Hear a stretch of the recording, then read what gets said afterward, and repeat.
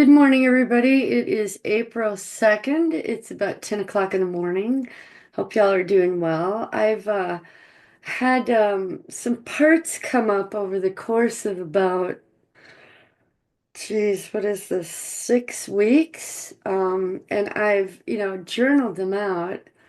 I guess I'll show y'all that. I guess I should share. And I thought I would take y'all through the process that I do. So the first thing I do is I'll journal it in my notes app in my phone. And when I do, after I journal it, then I'll read through it again and um, make sure there's not any typos. And sometimes when I'm doing that, I'll get more information, so I'll just add it as I go. On the next morning, I'll take that and send it to my email. And then here's my email. Like I just did this one. So here it is. I'll just take and highlight it, copy it, paste it onto a Word document, which I've already done, and then put it in my journals with the date in front of it. So here's that entry. I've actually, let me see, let me open up all three. I gotta open this one up too. So here was the first memory on February 23rd, and it was just these are just one or two or three sentence memories, not a whole lot. So this is not the one. So here it is, February 23rd. I was just writing down what was going on with me. Right foot really sore for 2 days now.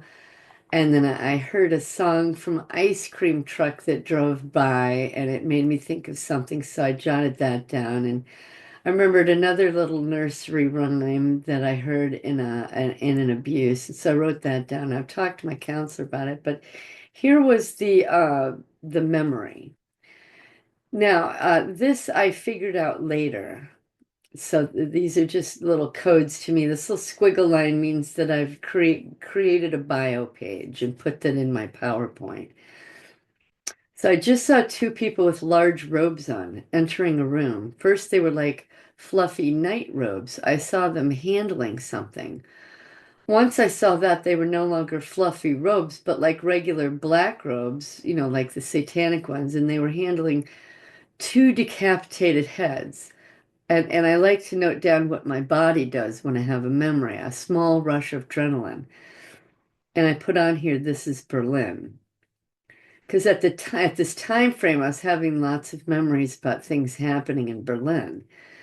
And so that just sat there because I didn't really understand where it went in space and time. And it'll go into my journal file here. I put my journals and different picture sketches, whatever, in the year of the journal. And so look, something like this. I'll save it with the date that I had the memory, and then I'll just put little key words and phrases so I can find it later, should I need to. Then the next memory I had was the next night. Let me see. February 24th. Again, I figured out these names later. First, I saw a mechanical cat, and then it became a normal cat. Shortly after that, then, and by that I mean shortly after that, in time, not in the incident, in time of the evening. Shortly after that, then I saw two men enter a room with hazmat suits on with large tubes running out of their mouth. They were metal tubes. Again, time passes through the night, and I remember this third thing. I see a shaman with a black hat leading or in the center of a ritual of some sort surrounded by people. He's lifting his hands in the air doing incantations. So what I'll do with, well, I guess I'm jumping ahead of myself. And then the next memory I had is was just a couple weeks ago, and I've been sitting on this because I wanted to do this in front of y'all, and I had all sorts of other things happen. So anyway, here we are, 3/19/25. So all these times between February and now March, it's almost a month. I'm just looking at these. I've written them down in my worksheet. I got their, name, incident, I jot down the date of the journal so I can go back and find it. And what I'll do is I'll put them on little tiny sticky notes. The little ones like this, this size. Oops, sorry. And I'll just put the date of the journal entry and, for that one memory that was with the two heads. I called this part two heads. Or no, not this one. This one I called Shaman with the black hat. That's right. Black Hat Shaman is what I called him. And I'll put it on a little sticky note and stick it on a worksheet, right? And then because I don't know where it is in time and space, and so over time things start to collect. And I call this the puzzle piece because I don't know where it goes in the puzzle, but now I have the puzzle piece. And I stick it on just blank worksheets, and as I wind up collecting puzzle pieces, I just kind of look over and through them, and kind of through intuition, I can figure out what two or three or five or 10 puzzle pieces go together. So I did that already with these first two entries, but this third one came a month later. So these two puzzle pieces are just sitting on my worksheet, and I'm like, I don't know what to do with them. So I'm waiting for more information. So this comes like a month later or 3 weeks later. I just saw a man on a diving board. So I just called this part diving board, my puzzle piece. I was below him. He looked down a few times just to check on something. He seemed very intent on it. Then, as he stood there, I think ready, then I saw the diving board fall out from under him and he fell. I think to his death. There was a man by the ladder and he pulled some sort of switch on the diving board or in the on the equipment, fell pulled some sort of switch on the diving board, fell out from under the diver's feet. They haven't even gone through and edited this yet. But I don't know that there was actually water there because I'm looking up, I'm just seeing this guy out on a platform. So my analytical mind, the conscious amnesic part of me that's becoming not amnesic is going, what am I looking at? This I'm a guy on a diving board, but why am I under him? Because a diving board is generally a ground level. But that's just what I thought. So I called it diving board.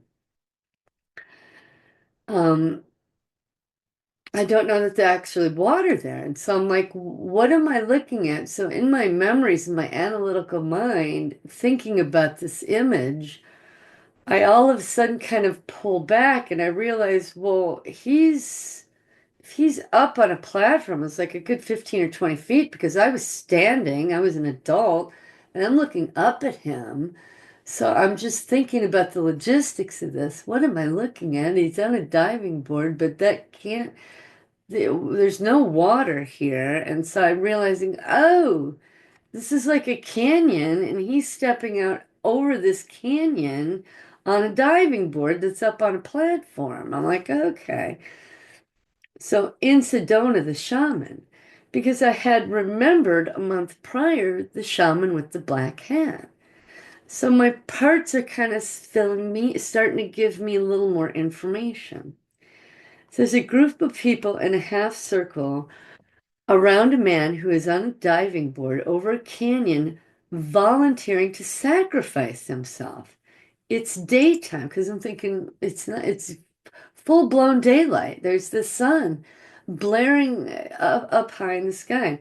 The shaman pulls the lever and he falls to his death. I also remember when Star, now this is the woman that I worked in a crystal shop. And so I was learning the New Age, into the New Age, interacting with all sorts of different New Age people who would come into this store because that store drew to it every New Age nook and cranny there was in Milwaukee. And Star is the woman that owned the shop. She was like my mentor, so to speak. She was my boss, but now I realize she was my handler slash mentor. I also remember when Star took me to Sedona and I went off to sit by myself overlooking a canyon. And that shaman came and sat with me. I don't remember what else happened there. Now, this has always been a conscious memory for me. I've always remembered working in that crystal shop, and we took, I think it was a 10, I want to say a week, but I think it was more like a 10-day trip to Sedona, which, my conscious memory of thinking, oh, it was like kind of like a vacation, but I realized no, it was to go there for workshops, to learn, right? But in these memories, I'm realizing no, it was for rituals. So this is the conscious part of me. Always remembered this, but nothing else. So I do recall, and so in this night, as I'm remembering that and going, oh yeah, I've always remembered this, but I do recall ceremony in the evening where they had us make animal calls, calling to our spirit guides or something like that, and I made a wolf call. Now, I always remembered these two things about that trip, but not much more. And as I'm remembering these, I was like, oh, well, duh, there's a big blank spot. Something must have happened because that's, you're in the healing process. That's always the rule of thumb. You can remember this tiny little thing, but not the whole 10-day visit, right? What is this? Maybe 30 minutes out of a 10-day trip. So I recall thinking about if this is where people sacrifice themselves and they're falling to their death, there has to be just tons of bodies at the base of this canyon. So having this memory in my present time analytical mind is thinking, well, I don't understand this memory. It doesn't make sense. So my brain starts churning, okay, so if this guy's falling to his death and this is a routine ritual, there's got to just be a mountain of dead bodies under there, or there are many. So I'm thinking this. So and I do recall looking down and seeing packs of wolves and coyotes, and I think maybe bears would go down there and eat the bodies. Then I thought, well, what about, and I was like, okay, well, that makes sense, the animals, but I'm like, well, there still has to be a crap load of bones all over the place. It just thinking logically. And then it popped into my head. So as I'm thinking about this logically, and really what's taking place here is me as the conscious CEO of all these parts, and the parts are giving me puzzle pieces, and I'm trying to fit them together and understand what's going on. They're saying, well, okay, we'll give you a little more. And then it popped into my head that the shamans would go down there and collect the bones to use them for their witchcraft stuff that they made. They crushed it into powder and mixed it into things. And I realized, oh, this is a cliff over a canyon that they had built like a diving board you would see, the 10 or 15-foot diving board with a diving board over it.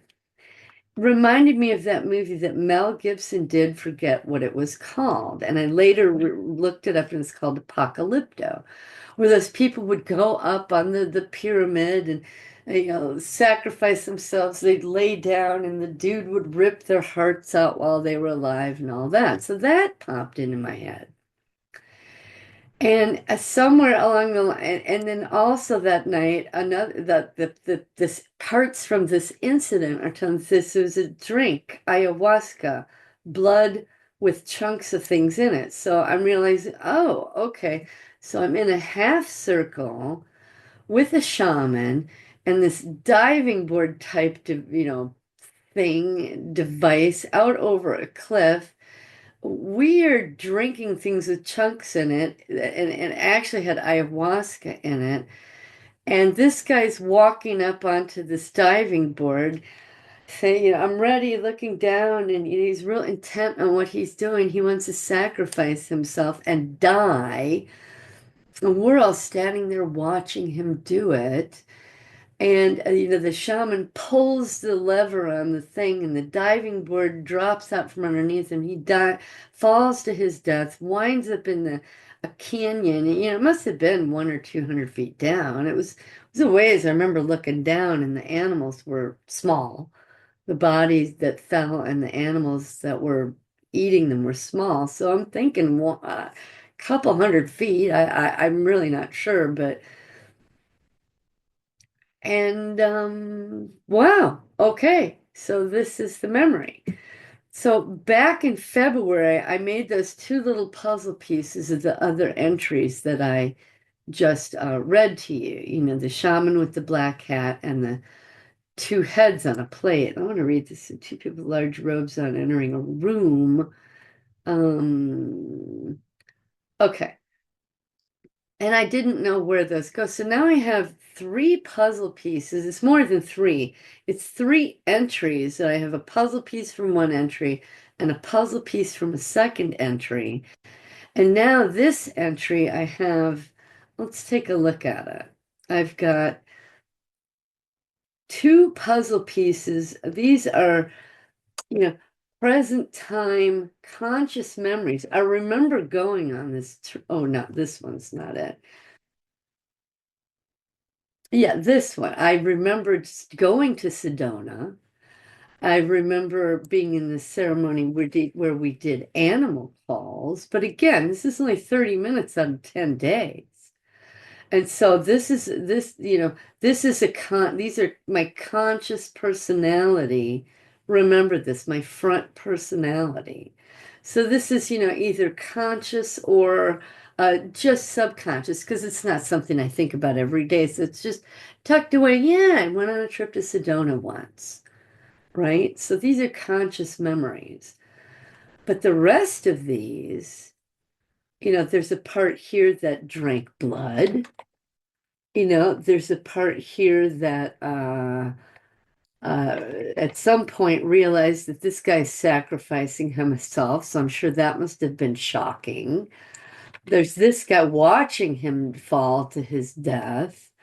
And this is my analytical mind trying to understand it. And remember, I do recall looking down and seeing packs of wolves and coyotes. So again, here's another part. So these are all different puzzle pieces. One, two, three, four, five, six. And then the other two from the other. So there's eight puzzle pieces. Now, are they each one specifically a part? I don't know yet. So I'll have eight little sticky notes, which actually right now I only have three because I just considered that whole entry one part that I called the diver, which he wasn't diving to his death, but because he was on a diving board, that's what I called him, was the diver. And it's not that that person that sacrificed themselves is the part, it's me observing this. That's the name of that part, me observing it and being, traumatized by it. Even though in the ritual I'm drugged, you know, but a part is created. So weeks ago, since I had those two puzzle pieces, but I didn't know where they went, I thought, well, let me start this process that I do, and I'll show you all the process. Here's the worksheet. I've shown you all this before that I use. Ooh, I guess I should share. So here's the worksheet. I'll blow it up. And you I turn it sideways. That's why this is printed sideways. But here's what I do. So the first thing I do obviously is I do make the journal entry, make a puzzle piece. I have this worksheet printed out here and I'll put the sticky notes on it. And when I can start to, if I have 20 or 30 sticky notes and I don't know what's connected to what, now I can look at it and go, oh, a whole month later. I'm realizing that's where the shaman in the black hat was. That's where the two heads were. They were with this diver guy. So I put those three puzzle pieces together and create their own worksheet. I put their names on there with the age I figured out. And how do I figure out the age? Well, I know I have this chronological timeline that I've been building. And I know, and here it is, I know that when I was in Milwaukee at the Crystal Shop, it was after the military. Um, and I got out of the army at 21, so I'll go through the ages right here. I guess I'll blow this up. Okay, so I know I'm 21 or older, and I look for, oh, okay, Krista. I remember Krista was the front personality in the crystal store, and I had manifested something and whatever. And so I put them in the timeline, the black shaman, the black hat shaman, and the two heads, these two puzzle pieces that I remembered. And these were also things taking place in that crystal shop, different things. So I already put the two puzzle pieces in here. So now I need to put this third one called the diver. And actually, I'm sitting here thinking, and I don't want to shortchange my process here. So I need to figure out. So Krista, my front personality in the crystal store, remembered this. So this is Krista. Actually, she's got a new name now. I should use that name. So Krista is now Kenzie. Okay, so I'll put Kenzie dash. And this is also Kenzie. Remembered doing this thing. So this is how I start to add in my parts so that I can record them later. So okay, we got Kenzie. This I don't need to create a part for because she already exists and I'm conscious of her. She's the front personality that practiced New Age. Okay, I do recall looking down to see packs of wolves and cutting me. So this was traumatizing. Looking down and seeing human bodies being eaten by animals. The rest of this is my analytical mind trying to figure out what I'm looking at. So what do I want to call this part? Apocalypto, maybe? Seeing packs of wolves and coyotes, I think we go down there and eat the bodies. Um, I think I will because the part related with it when I saw this movie, that part related with it, and it was saying it's just like the movie Apocalypto.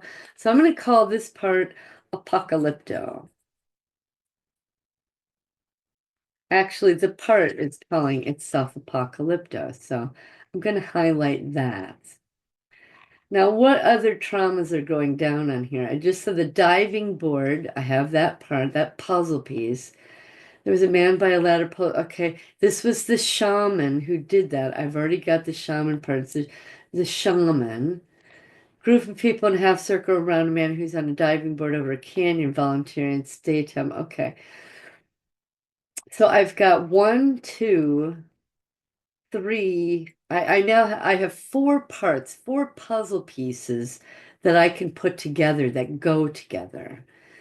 I have already, let me see, let this thing shrink here.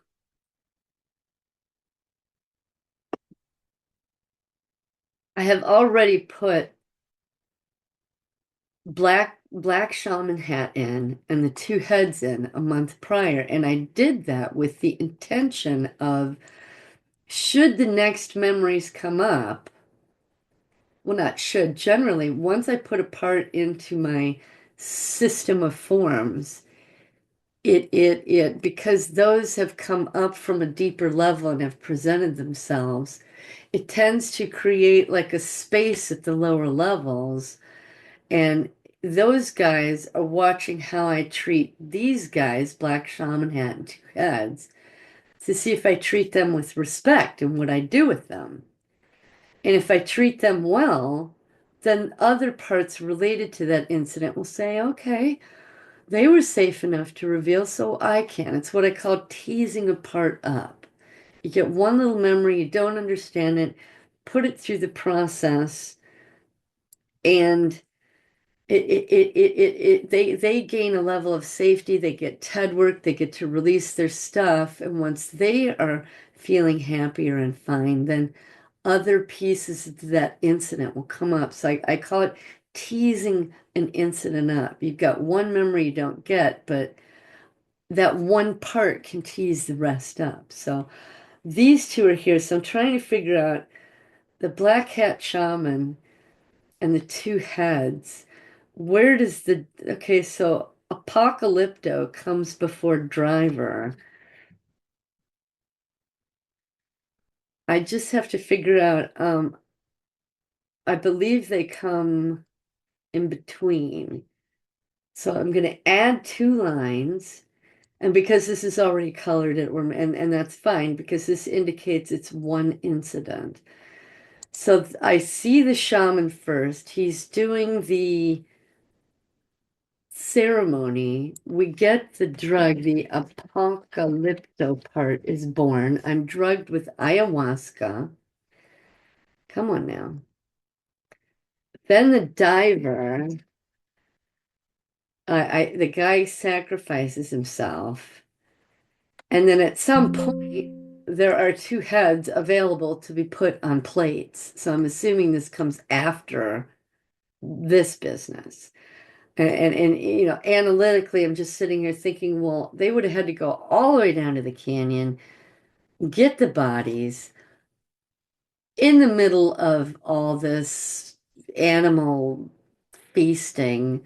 So that doesn't make sense. So maybe this two head business was a part of this ceremony before the guy was sacrificed, or maybe after. I don't know. But by putting these two parts in here, here's the age.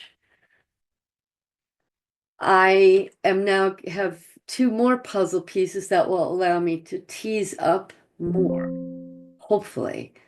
And it always works, it's just a matter of time. So I have to evaluate what the emotional impact is of Apocalypto and Diver. So that sends me to another form, which is the emotional impact. Now, this is Jon Uhler's chart that I have taken his categories, and I will insert the part, age, impact, and ask them, do you relate with these qualities? So I'm watching a guy. I already know that it's not at the positive 10 to a -2 because watching somebody drop to their death in a sacrifice is pretty traumatic. So I know that it's a 3 to a -3 to a -20. So I'll just go to here right away. So I'm going to ask Diver. I need to get to that section first. Oh, shoot, I got some wrong ages. Okay, so 22. Like I said, I've already put these two guys in here and asked them these questions. So I'm going to add two lines. Right, you highlight the, I'll make this bigger. You find where you want to put them, find the slot below, highlight, I need two lines, right click it and say insert, and it will give you two more lines. So I'm going to go back to form number 1. I hate that. And oh, shoot. Well, dang it, I can't do that form yet. Sorry, I knew I was jumping the gun. So, okay, I know what their old names are. Actually, this is actually the first step. I put them in the list here. Okay, I got their old names. I haven't figured this out yet, and I don't have new names for them yet. Now, for those of you just starting this process, you're not going to have new names for them right away because you need to get to know them first. But there will come a point in your process where you've gone through 1 or 2 or 300 parts. Many of them, if not all of them, have changed their names. So when I start my process, I asked them, they know my process that at some point they're going to need a new name and a new picture, and my guys want them right away. And in the beginning of my process, that wasn't the case. It took weeks or months before they were ready for a new name or a new picture. But now it happens right away. And for me, it speeds up the process, but I'm not going to recommend that y'all do this. So what I do is first I have to go into Google Images. Oh, I'm in Brave, darn it. I don't want Brave. I want this one. So actually, here's my journal. I want to put this in my journal file just because I'm anal. Okay, so I go to Google Images, and I remember what it looked like seeing a diver up on up. I know y'all have probably seen them too, where they have those big 10 or 15-foot platforms. So a diver on, let's say, 15-foot flat. And it's one of those kinds where they're diving into kind of like this, but this is not what I saw. It was more like, so I just oh geez, that's enormous. More like this, yeah. That's a light post from the top of a light pole. But I remember it looked like it didn't have a ladder, but it looked kind of like this, and it was, I don't think quite that high. So I look for, maybe I should put diving board 15-foot platform. It was like you would see in those professional swimming meets,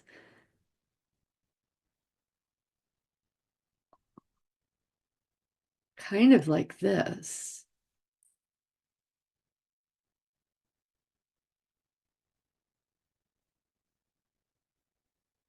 So I just go into Google Images and look for the closest thing I can find. This is pretty darn close.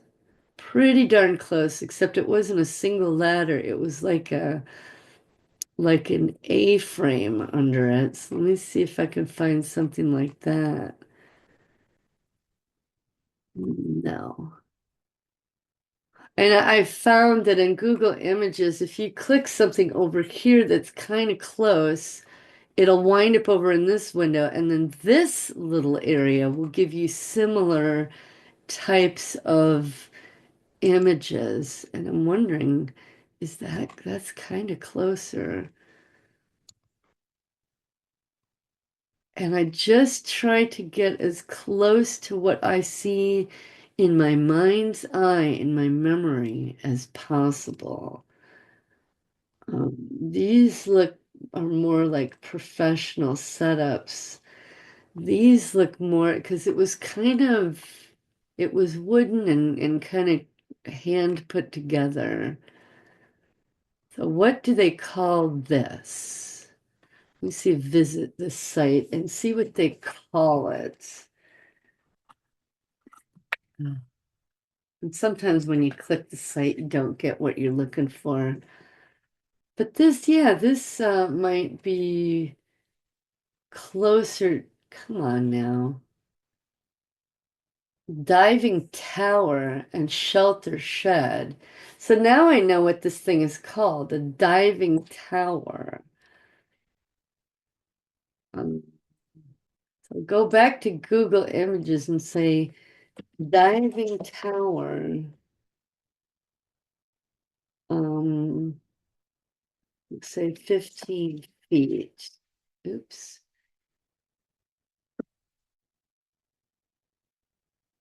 And see if I can find something more precise. And now these all look very new, very modern. So I'll put in there, when I was 22, it was 1987.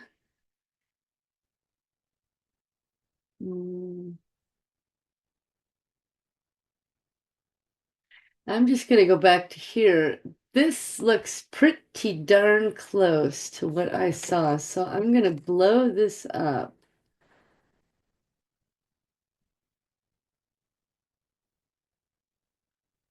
Oh, wow. I'm just staring at this image here, thinking my part's like, yeah, that's it. That's the one. That's pretty darn close because I remember being on the side of it and I wonder if I can click that. No, it doesn't go anywhere. Oh, here we go. Okay, excellent. And seeing this type of structure, but from the other side, it was more like a like an angle, like a triangle, or maybe it was just the way I was looking at it. But my part's going, yeah, yeah, yeah, yeah. This is it. This is it. This is it. So since my part is happy with this, I'm going to take a snip of it. So the snipping tool, I say new, highlight it. Now the part's saying, no, we don't need those people. So, and it wasn't exactly like this. So I'm going to snip it. This is more like what I saw. There wasn't water. I was looking up. Granted, there was a single person up there. So this is what I'm going to snip. Yes, yes. The part saying this is what I see in my mind's eye. So I'm going to save this to my, I have a file called SRA. Within that, I've got parts. Within that is my forms, my maps, my images. So I'm going to call this the diver.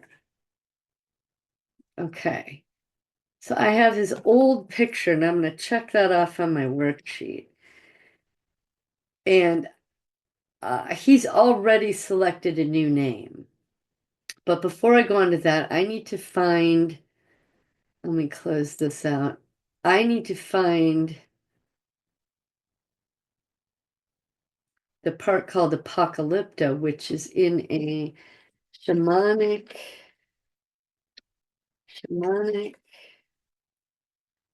ceremony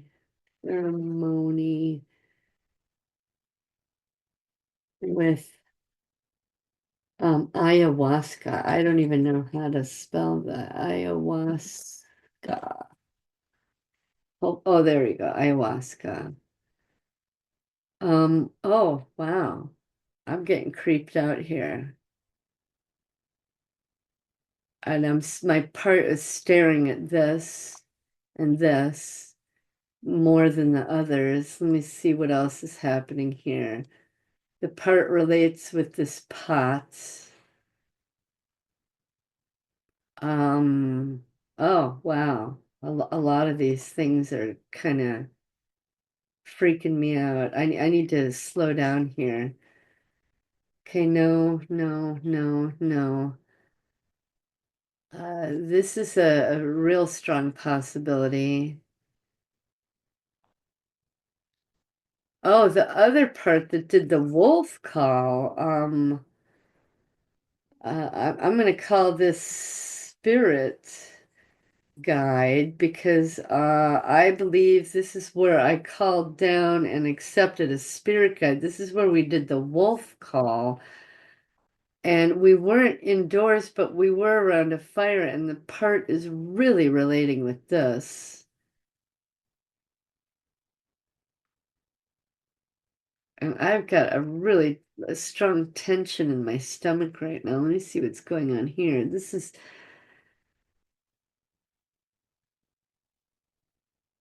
yeah, I just got a shudder looking at this. I want to try and find this image without these watermarks, which I already have. It's this one. Yeah, I'm really shuddering now, more so than I was a moment ago. So I'm going to select this image. Uh, he's going to be called Apocalypto.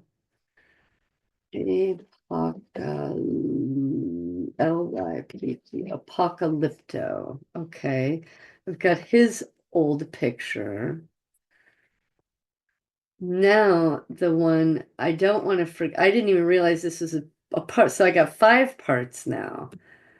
Spirit guide is the part, I need to go back. Yeah, this image, my part is shuddering at. So let's see if there's something. Oh, yeah. Something even more. See, something I couldn't get here, but because I selected this image, it brought up more like it, and my part is instantly freaked out and shuddering over this.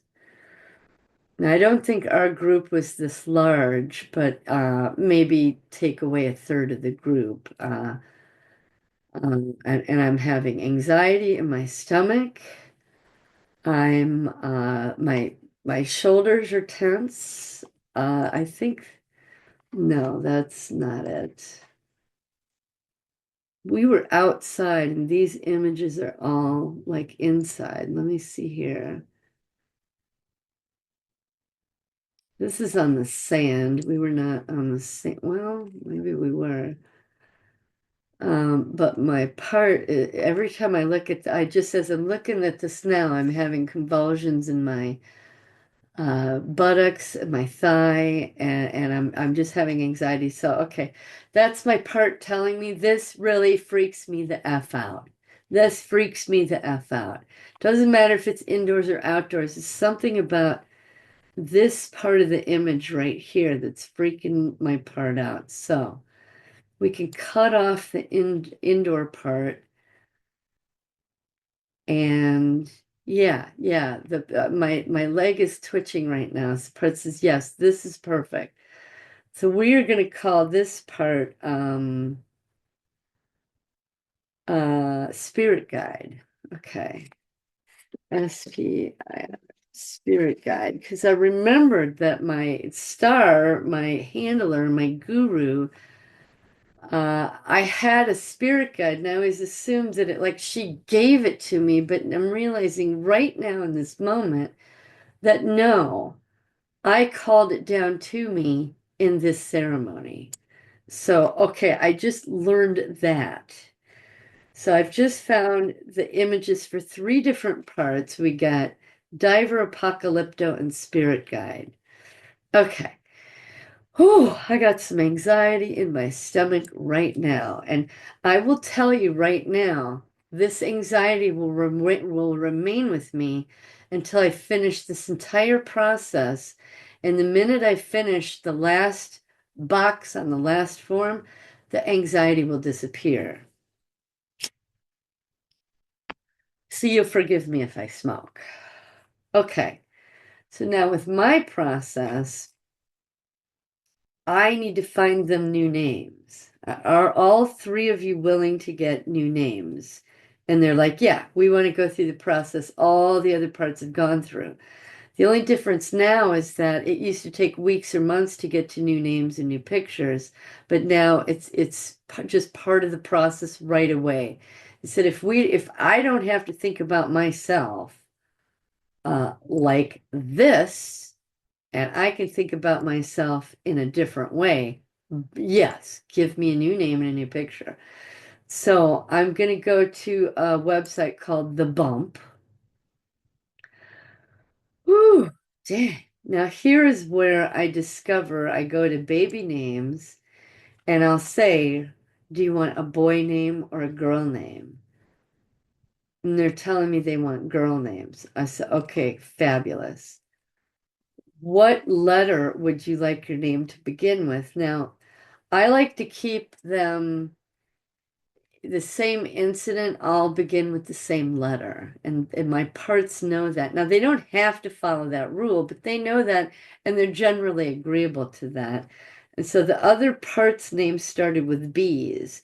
And the other day, Diver told me the name that he wanted to have was Bailey.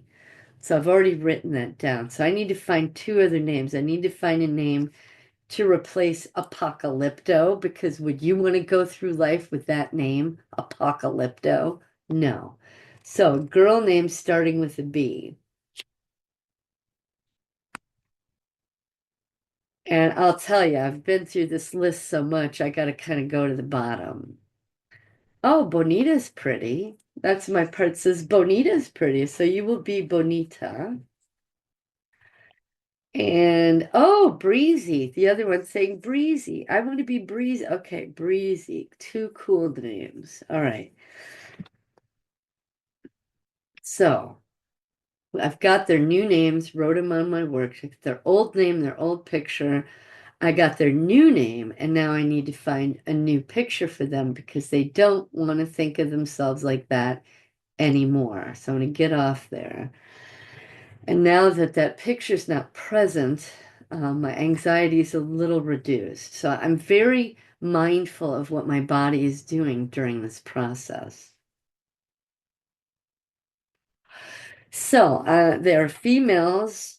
They're women. They are in their 20s or 30s. They're in the desert, and so do you or do you not want a picture associated with? And they're saying no, we don't. Something to do with the ocean. So young women near ocean is what I'll put in.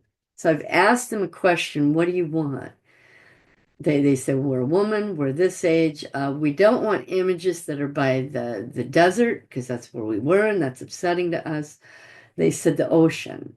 So we're going to look for young women, pleasant pictures of young women at the ocean. Now, for me, one of my rules is I don't want scantily clad or sexually dressed parts. So I will try to find something that's more modest. This is nice. She doesn't look all posy or like a model. She looks like she's just enjoying herself at the beach and having her pictures taken. Bailey says she likes this, but let's look and see if there's more first. She wants to see if there's something even better. And we'll scroll for a while. And obviously, any young woman at the ocean's going to have a bathing suit on, so this will be a little bit of a challenge. Um, this one's cute, but this one seems a little more free and less posy, just oh, and here she's laughing, smiling, having some fun. Bailey is liking her, since we're not really finding a whole lot else. Oh, but this lady's nice. But she's posy. She seems more conscious of the camera. Oh, here she is. Bailey, do you want this to be? She's like, yes. Bailey likes this picture. I'm gonna see if I can find it without the watermark. Yeah, see below it, no, there's still a watermark. Here she is without the watermark. But I don't like the fact that it's blurry. Um, how about this one? Still blurry because when I put this in my PowerPoint, it'll get blown up bigger and it will be even more blurry. So it's too bad these are blurry. Bailey likes her. This is clear, and I think it's the same lady, but it's too posy. So you see the process you go through just selecting a picture. The part is very, this is the image that they will think of themselves as for the rest of our lives. So I want to get it right. Well, she's nice.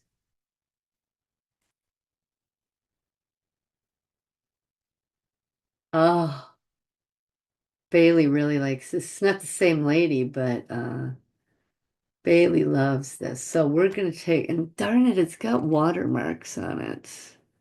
See, this one has watermarks. Dang it. But a watermark isn't gonna be the end of the world. So yeah, Bailey likes this picture a lot. So this is gonna be Bailey's new. Bailey will think of herself as this from now on.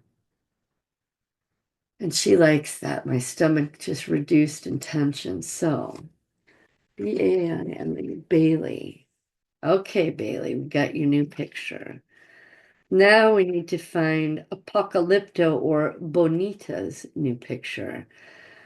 So Bonita's saying to me, well, there's not a whole lot of images to choose from of women that are not in, bikinis. Yeah, that's too suggestive.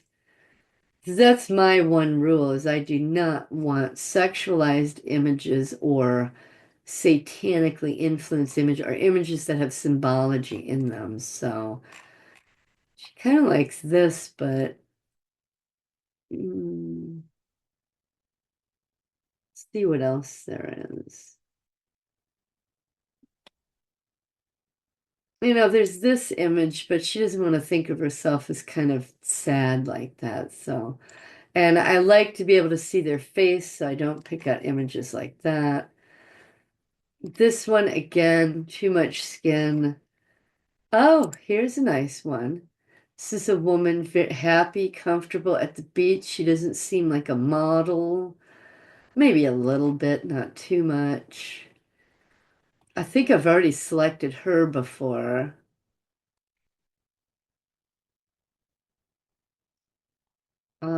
So Bonita, she's a little too posy, posy, posy, posy. See, if you select one that's not natural, you get more that are not natural. Bonita likes this one. She says she'll take this picture. Okay, Bonita. Hello. As you think of yourself this way now. All right, excellent. Save. Bonita. Bonita. And I have to make sure I spell their name right everywhere. They don't like their name spelled wrong. Okay, now we need to find Breezy. Alrighty. We gotta find Breezy. She's not so much interested in the ocean. She likes more the idea of the mountains. Young woman near mountains with a breeze. Her name's Breezy.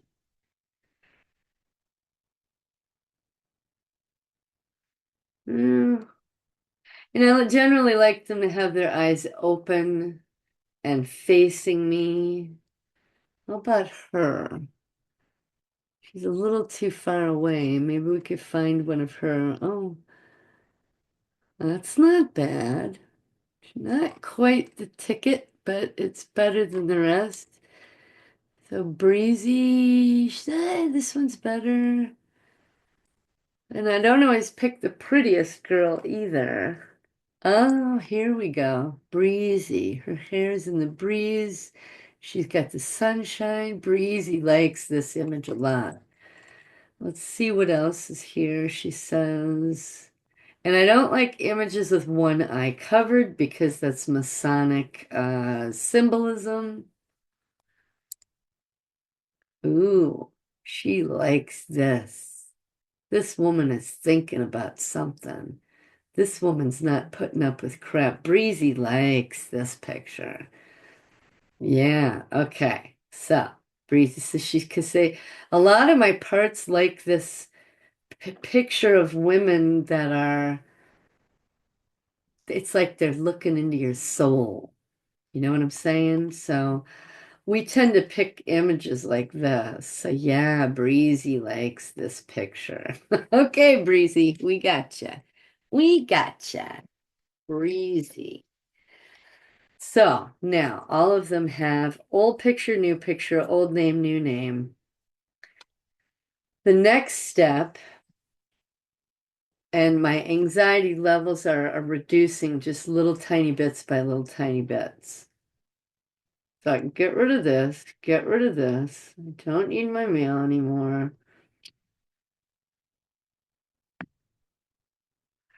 The next thing I do is I create a bio page. Now, this is what I call my life book. Now, this evolved out of my maps, which I guess I'll show y'all some of the old maps just as a reminder. Now, this was the visual representation of how my parts were organized in my mind. But after a certain point, I went from having a map, right, like this, Well, that that's like the fifth evolution. Let me see. Map like this. Okay, you all have seen these before. I took down the walls, had them all mingle. I figured out my mind files, and that evolved into a map like this, where it was separated out how my mind files organized things, the scientific conditioning, how my mind organized things. Well, after a while, I said, okay, well, we know how you're organized in my brain. Let's take the walls down, and no one has walls anymore. And then I figured out the mind files, put them in their mind file categories, and I realized, well, I don't want to keep them in there forever either. So I took down all the background coloring and all that and said, okay, well, we're not going to live in mind files anymore. I was 8-6. And so I created a new plate. Well, these are still mind files, darn it. Let me see. I don't want to keep all this open. I thought to myself, well, let me create a new world for them to live in. And that's where Lake City evolved. Whoops, way too far. Lake City, and we all went online. Says my personal all-time ideal favorite dream place to live would be in some place like this. In beautiful meadow, like a little cabin right there. My husband could go fishing or hiking or hunting. I can get wildflowers and grow a garden in a desert and hike with him and hang out with him while I fish. So this was my dream place to live. And I went in and created homes and things for them. So my maps turned into, instead of what the SRA programming created and organized, and then the MK Ultra mind files created, and we first looked at it and absorbed it and processed it, and then said, you know what? We don't have to organize our mind that way anymore. We can organize it the way we want to. So we created Lake City, and I don't want to spend too much time on that. But instead of having their old pictures and their old names in Lake City, this isn't a map anymore. I called it my life book. As I found this design through the PowerPoint, this little designer option up here on the right, and it looked like a yearbook. And so I called it a yearbook at first, and after a couple of days, I realized, well, this isn't 1 year out of my life. This is my life book, not my yearbook. So I call it my life book now. And what I'll do is, okay, go to the slides. It's a new blank slide, insert, and I've got 5 parts here. Now, 2 of them I've already put on. This is what I call the cover page. And Barti and Basan, who is the shaman hat and the 2 heads, are already in here somewhere. I guess I have to do control find zone, Barti. There she is. There's the black hat shaman. That was as close as I could get to him. Let me go to the one before. Here she is on the cover page. Barti, and where's Basan?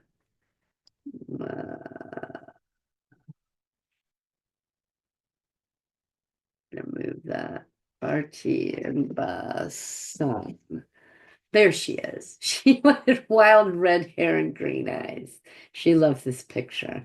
And a lot of parts wanted to have images of young Irish women, and that's why I got a lot of redheads in here. So there's Barty and Basan. So I need to go down and add the next 3. Now, generally, I'll discover them all together and they'll wind up on the same page, but that didn't happen this time, and that's okay.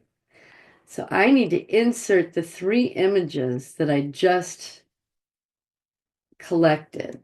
The new picture, the life book, what our life is going to be, how my parts think about themselves. I'm going to get their new picture.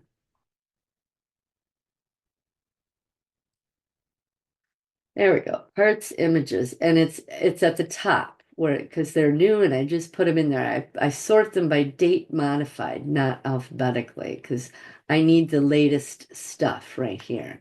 So I say insert three. Now for this page to build, I need 6 images.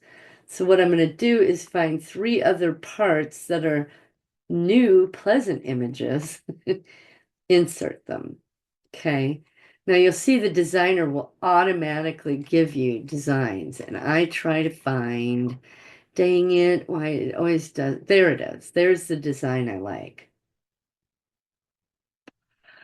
So remember, she is one of the newer ones. She's not. So it's her and her and her. So these older guys will take out. Like I said, if I only put 3 images on here, it would only give me a design with 3, and I want this design. So I'll come over here and copy a name and paste it so I don't have to recreate it. And her name, I forget which one you are. I'm sorry. She was the first one. I believe she's Bailey. So I'll go back here, parts images, and say, give me a view with large icons. Oh, that's Bonita. I'm sorry, Bonita. Bonita.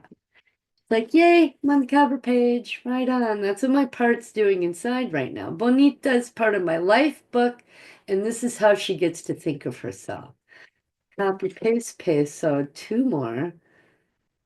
And you'll see this little red line pop up here, so I know it's, aligned properly. Okay, so I need to figure out Breezy is the girl with the intense eyes. She's almost like saying, F with me, people. F with me. Oops, I spelled it wrong. Breezy. Perfect. And I forgot you're Bailey. That's right. Bailey. So they are now on the cover sheet of my life book. They're like, wow, check that out. We exist. We are part of her life book. We are no longer amnesia. She's not amnesic to us, and we exist. This is awesome. So I'm going to save that. And I'm going to check off on the worksheet here. Oh, come on.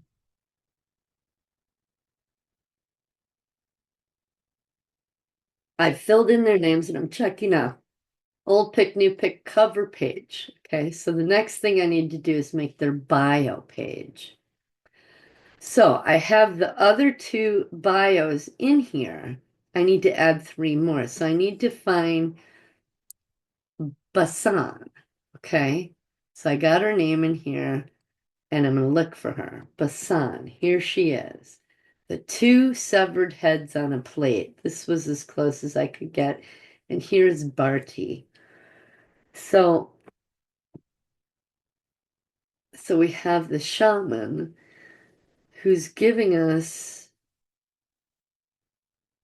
so I'm going to insert under her journal 1, 2, 3 pages because I have 3 parts to add. I just have to figure out their order.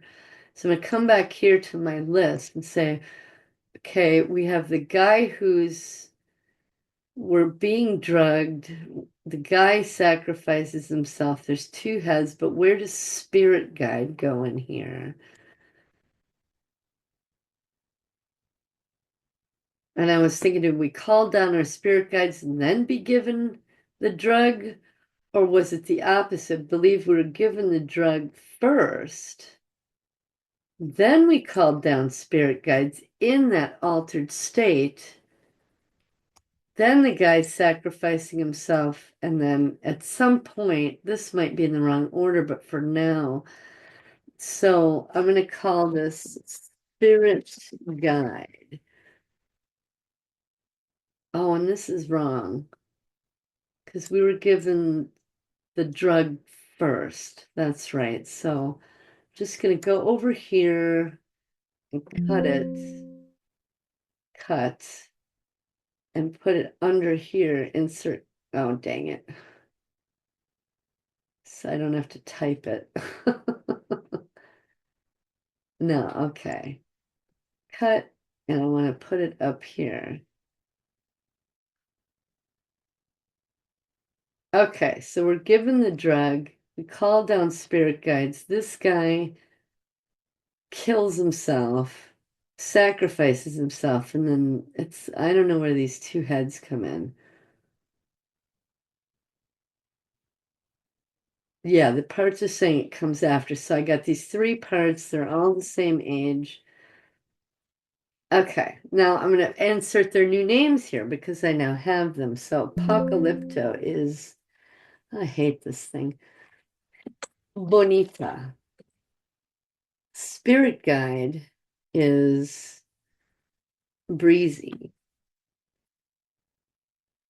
And Diver, I don't know why it does that, is Bailey. Okay. So this form, just the chronological listing, I'm going to be bouncing back and forth with it the whole time because everything else comes off of here. So I'm going to save that.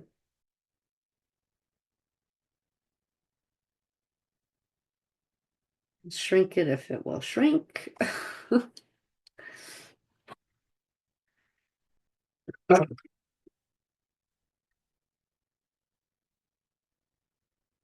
Okay, shrink. So now we're back to here. So my next step on this worksheet that I'm looking at is to create their bio. The bio.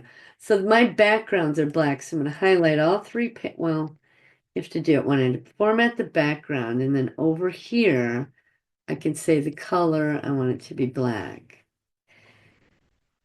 And I can highlight two at a time. And since this is already here, I can do more than one at once. So I've got the 3 pages ready.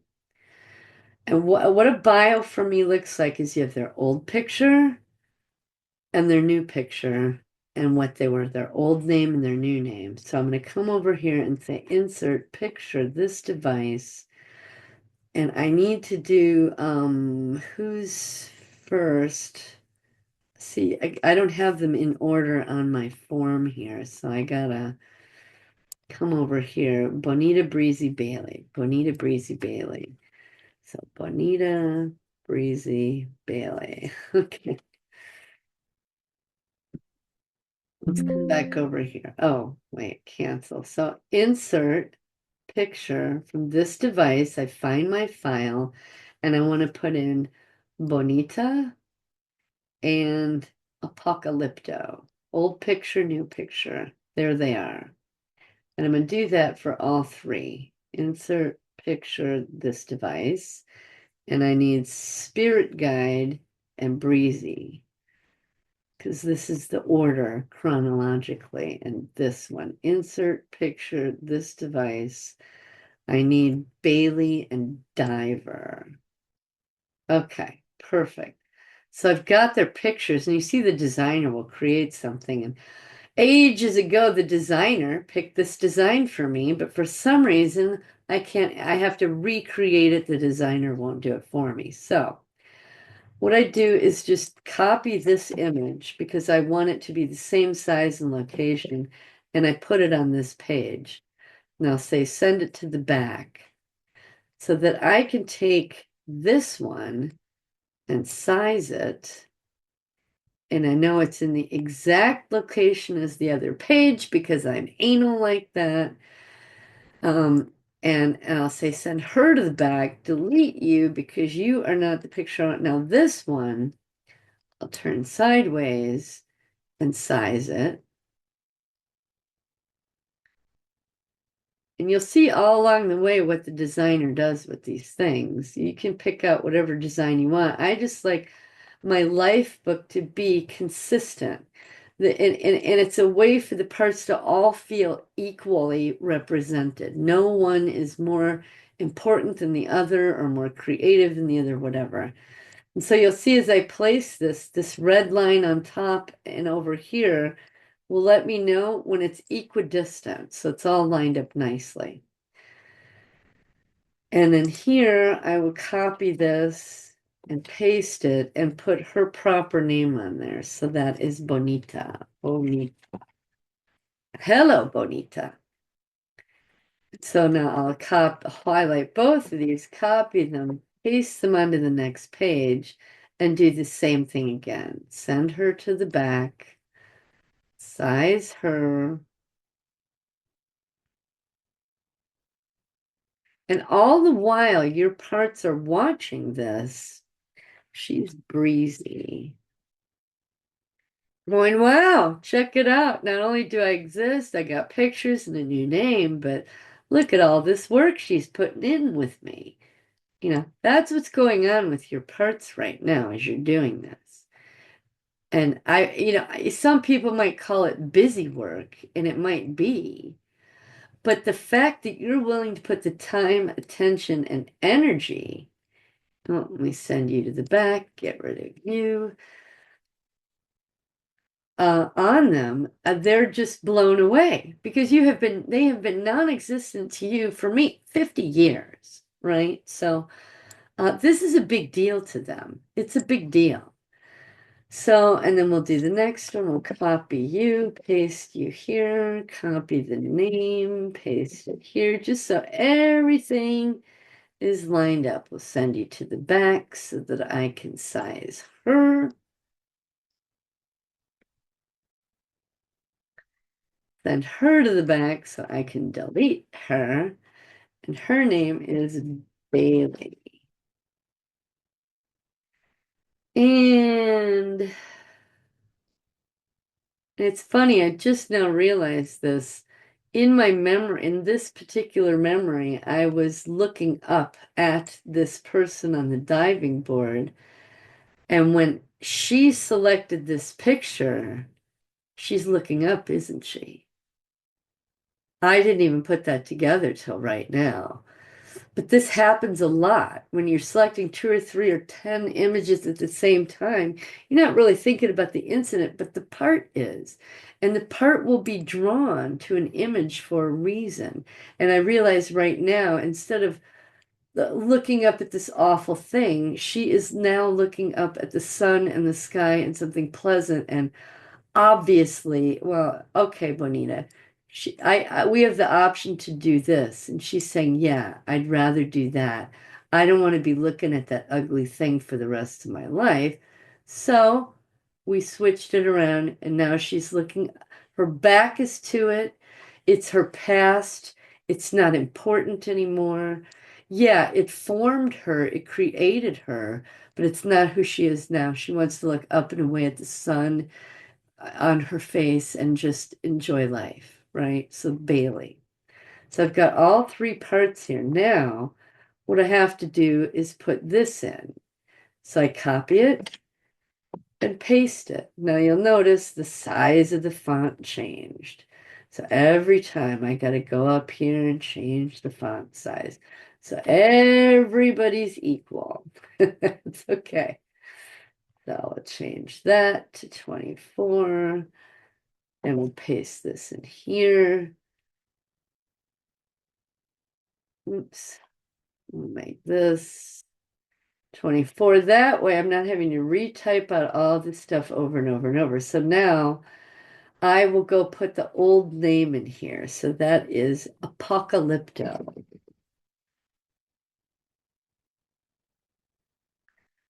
I haven't figured out their intensity. I know their age. I know the year. Oh, geez, is this wrong? 65, 75, 85, 80.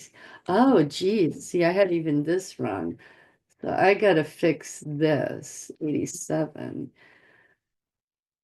I got out in the military in 87. So I had to have been, I think this is 88. Yes, it's 88.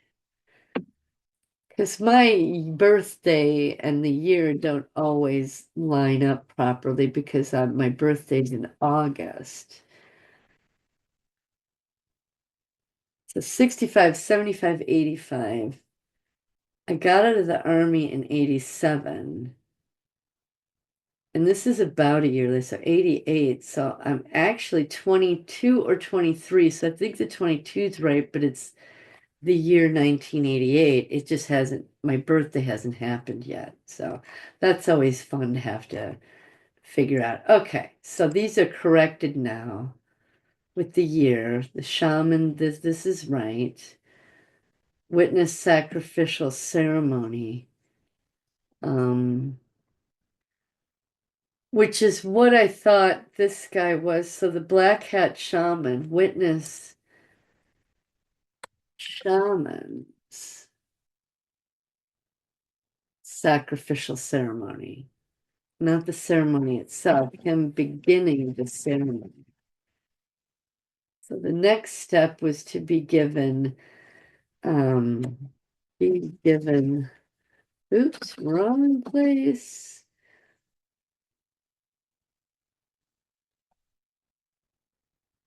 Oops, be given drink with, I don't know how to spell ayahuasca again. So I gotta figure out how to spell ayahuasca, which is wrong, but this will give me the right spelling.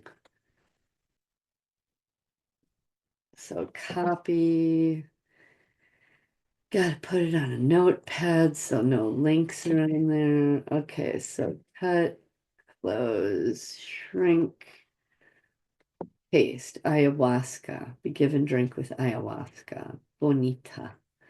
Oh, and I forgot these ones that are sideways like this, their names go up there because this goes out here. Okay, so the next one, breezy.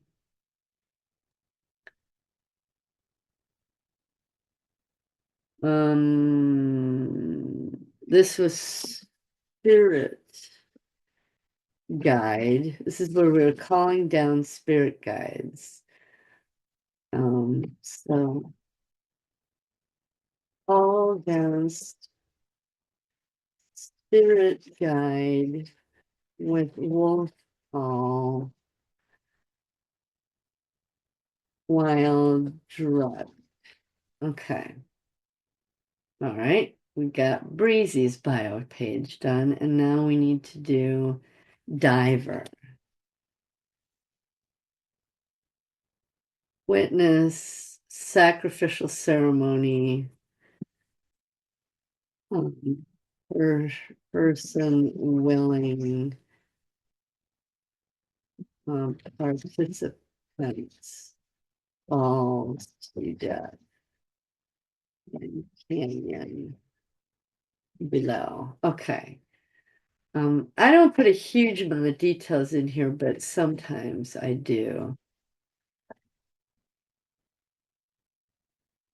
So that's pretty shocking for someone to go. Obviously, he was in a drugged state, but because we all were. Okay.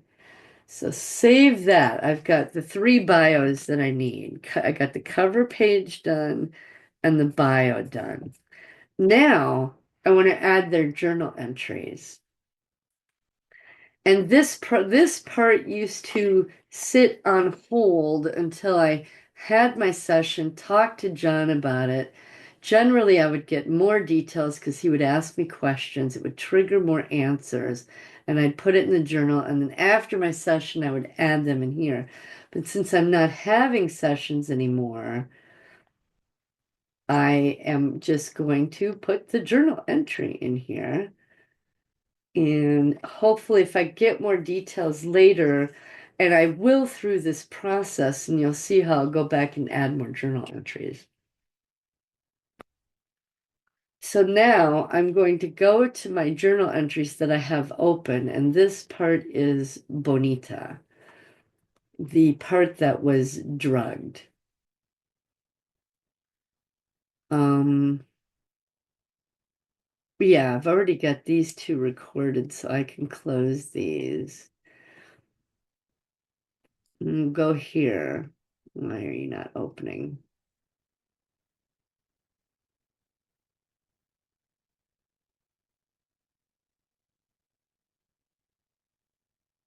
There it is. Okay, recall thing.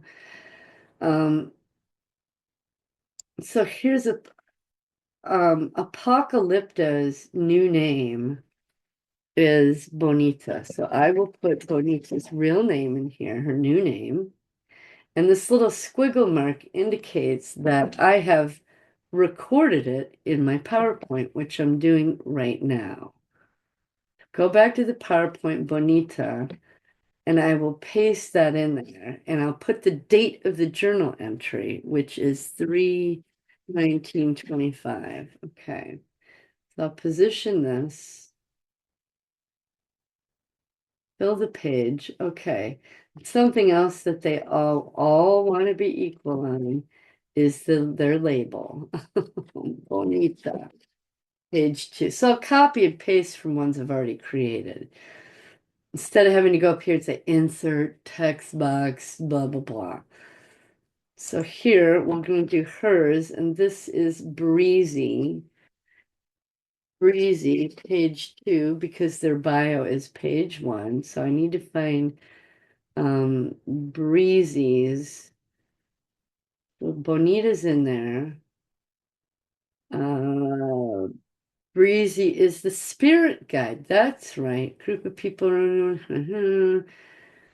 Here it is. I put this as my front personality, but I didn't realize I was drugged, and that is an altered state of consciousness, which is not my front personality anymore. This is Breezy, another separate part. Oops. Which I didn't realize until right now during this process. So once I can put them in the journal, I'll put the squiggle mark that indicates that, but I'll also take their name off highlight because if it's highlighted, it means it needs to be in the PowerPoint. So just little things I have figured out as I've gone along. So 3/19/25. So as I'm in the PowerPoint and I want to go back and look at where was this journal entry? Did I forget anything? What was the context? I have the date so I can go find it. So Breezy is now in there.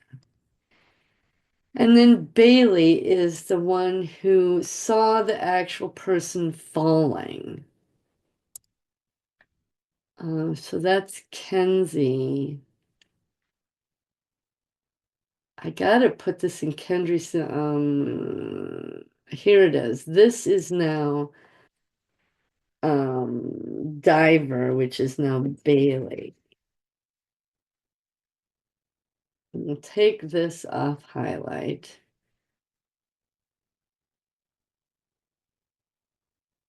So this is all Bailey's entry. Where am I? What am I doing? So I've already got the date up there, so that's cool. And I want to take this off highlight. And I want to put Bailey's name here. Don't need that. Okay. So save. So all three of them now have their journal entries added into the life book. Um, oh, Bailey, I forgot. We got to put your header there, your page. Because there was a point where I'd get lazy and stop putting the page in there. They didn't like that. Like if everybody has that label, I want that label too. So it's, I won't call them children, but they just want to be treated equally the same. So Bailey, okay, we got you. We're saving you. So back to the worksheet. I'm looking down on my worksheet and I'll show it to you all again. Got the picture, the cover page, the bio's done, and now the journal entries are done. And like I said, the reason this is highlighted because I had to wait until after session to post it, but I don't anymore. But I leave this highlighted like this for you all.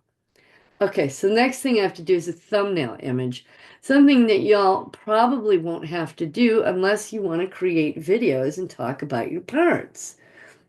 And I like to have their bio page as the thumbnail for the video.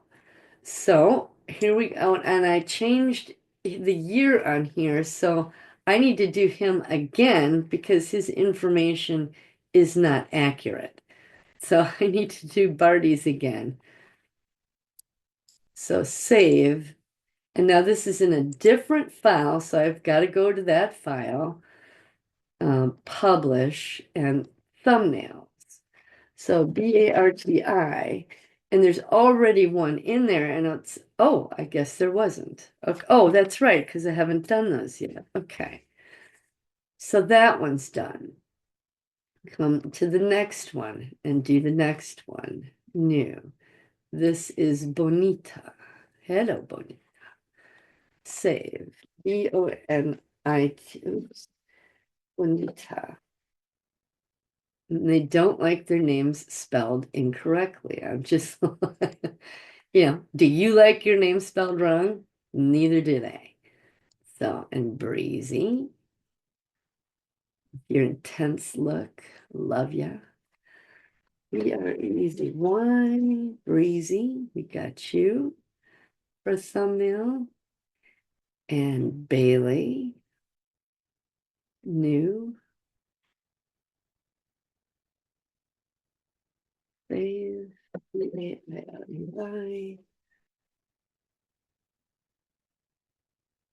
and I believe that this one had to be corrected as well, the year, so I need to do, oh, and I've never done hers yet either. That's part of it's not checked off on my worksheet, so. URBASA, lesson, oops, save, excellent. So I've got thumbnails for all of them, perfect. Something I don't have to do later when I'm making the video, it's already there. Took me a while to figure out how to incorporate everything together to work together. So, back to the worksheet. I've got all these things done for all 5 parts. So the next thing is the chronological list, which we have started to figure out where they were in time and what order they went in. We've got their age. What I need to figure out next is their intensity. So I go to the chart number, the next chart, emotional intensity. Here they are. Remember, I thought it was only 2 parts. Well, guess what? I discovered another one doing this process. So I'm going to go to the one that I've already created. I'm going to copy that, come over here to this chart and paste it. So I don't have to type everything out, which isn't such a bad thing. So I'm being drugged. So I have to figure out what their intensity level is, and I need to actually put that here too. Because you'll see why you need their names in a few places, because you're sliding back and forth. And so you don't have to slide back and forth a million times or a million spaces. I just have it in 3 areas, the front and the back and the middle. Now I'll pull this form out so you can see it. This is level 3 minus 3 to 6. This is level 7 to 10, and this is level 10 to 20, these red markers. Okay. So what I need to do is figure out, okay, what are their qualities of their personality? Are they, who's the first one? Bonita, being given the drug. She says, yeah, I went into confusion. Am I preventing my success? Not necessarily. Am I keeping secrets? I'm getting the vibe that this is something you don't talk about. Okay, so she relates with that. I am aligning with the people in the group because I'm out here where I don't live. I'm in Arizona. I live in Milwaukee. So I need to not alienate anyone. So yeah, I'm going to go along with what's happening. Am I working? Not necessarily. Am I robotic, submissive, unquestioning, obedient? I would say submissive and unquestioning. So for Bonita, I need to see these categories. She says confusion, yes. Yes, keeping secrets, not necessarily channeling anger. Well, she's like and I'm learning this right now as we're thinking. She's like, well, I am kind of pissed off that I'm put in this situation that I wasn't told about. And now I'm stuck in this group of people that I got to pretend to, or maybe not pretend, but I'm splitting. And so, okay, I'm gonna keep your secrets and I'm gonna align with you. Am I a workaholic? But yeah, I'm not questioning things. Do I have the Stockholm syndrome? Not necessarily. Am I desperate for connection? Yes, she says. I want these people to like me. Um, is there any seductive sexual control? Not really. Self-deprecating, blaming myself, saying that I deserve it. Do I deserve this thing happening to me? I kind of look at this as it not so much, well, there's the self-deprecating, okay, I deserve to be punished, but there's also the part that says, well, I deserve this special honor to be in this special group, and yeah, I deserve that special treatment, right? Is she aggressive, protective? No. Looking for escape? No. So I know that Bonita is a 3 to a 6. Okay. Or no, a 7 to a 10, right? I don't know which one yet, but 7 to a 10. And the spirit guide. I'm like making this wolf call, not really sure what's going on, a little confused. Yeah. Am I sabotaging myself? No. I'm kind of keeping secrets from the rest because they don't know who my spirit guide is. Again, want them approval of the shaman. I'm not questioning anything. Desperate for connection, yes. There's no sex, no protection, not looking for escape. Okay, so these two parts have this, they're just about the same in qualities. The But on this one, I'm not necessarily thinking I deserve this honor because I don't know what's happening. I'm more in confusion. So, okay. And now the diver.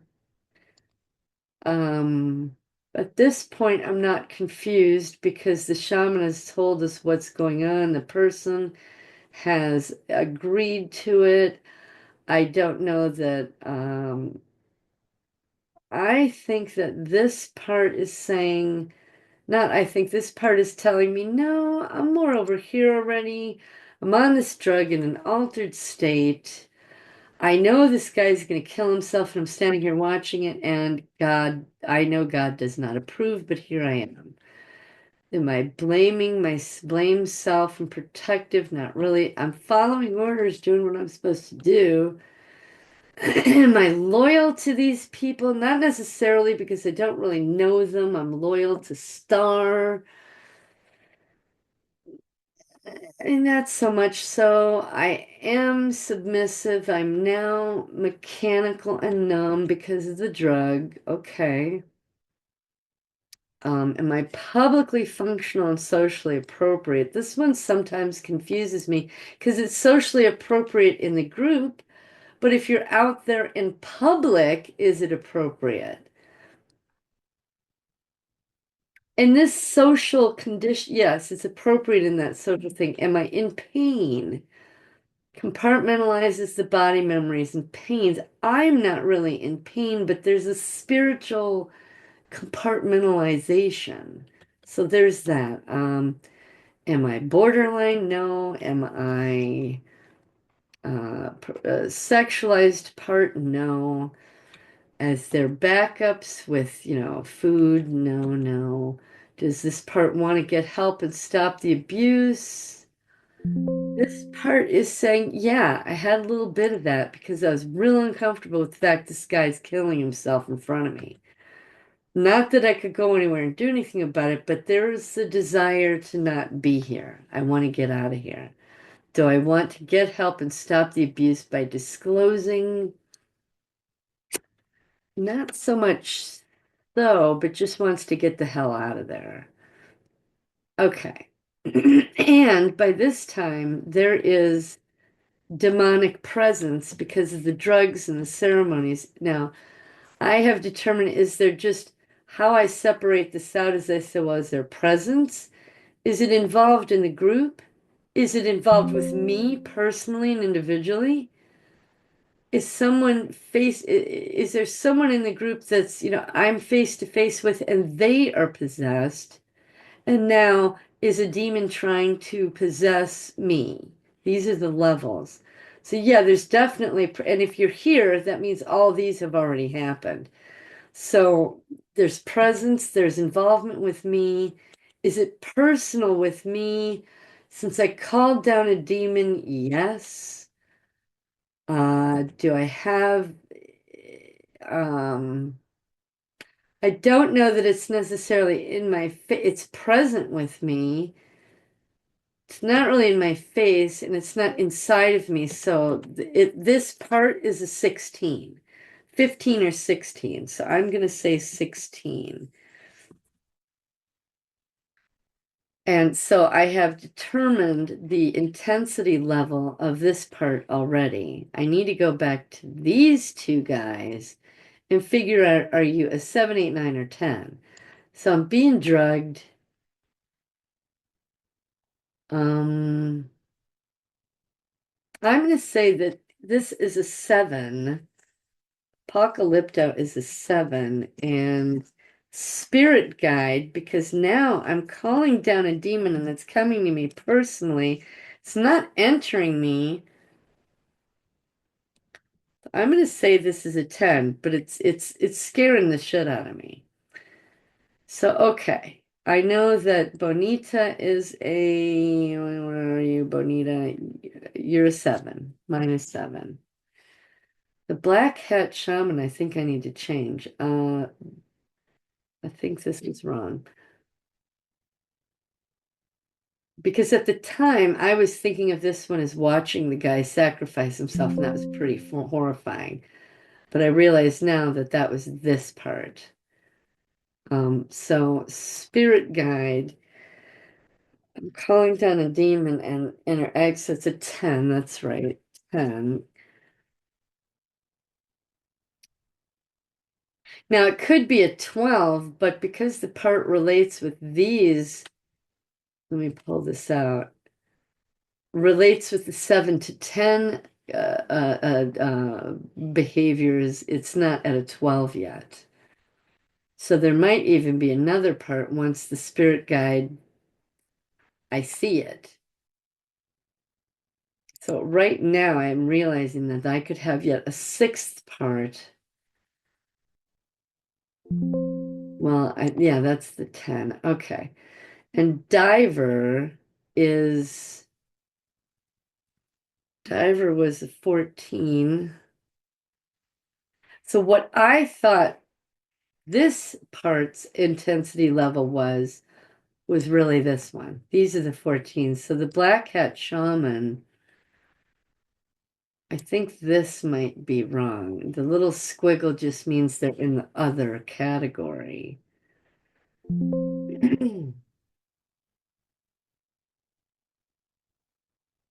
So when I was talking to this part a month and a half ago, it was actually this part I was talking to. So I've got to correct this one so that it's right. Okay, and I'm having some anxiety, and the paperwork part of me, and the organizer part of me, and the efficiency part of me is anxious because I've got to correct things. And that's all right. So, since these two are both over 10, they are in the other category, which is over here. So, paste. Those are all squiggles. Black Hat Shaman. Let's take a look at what you, now that I understand I was witnessing his ceremony, the beginning of the ceremony. I've not been given drugs yet. I've not called down a demon. So this, I would say, is more of I think like a 9, because things are starting to, well, no. I think a 7. Because we've gone from repressed level now into wounded kids. I'll show you this. You know, oops. This side is the repressed, and these are the wounded kids. So this has been repressed all these years. So, oh no, I gotta find my thing. Whenever I resize it, it loses where I was. So anyway, okay. So I would say now that I think about it, that this is the 7.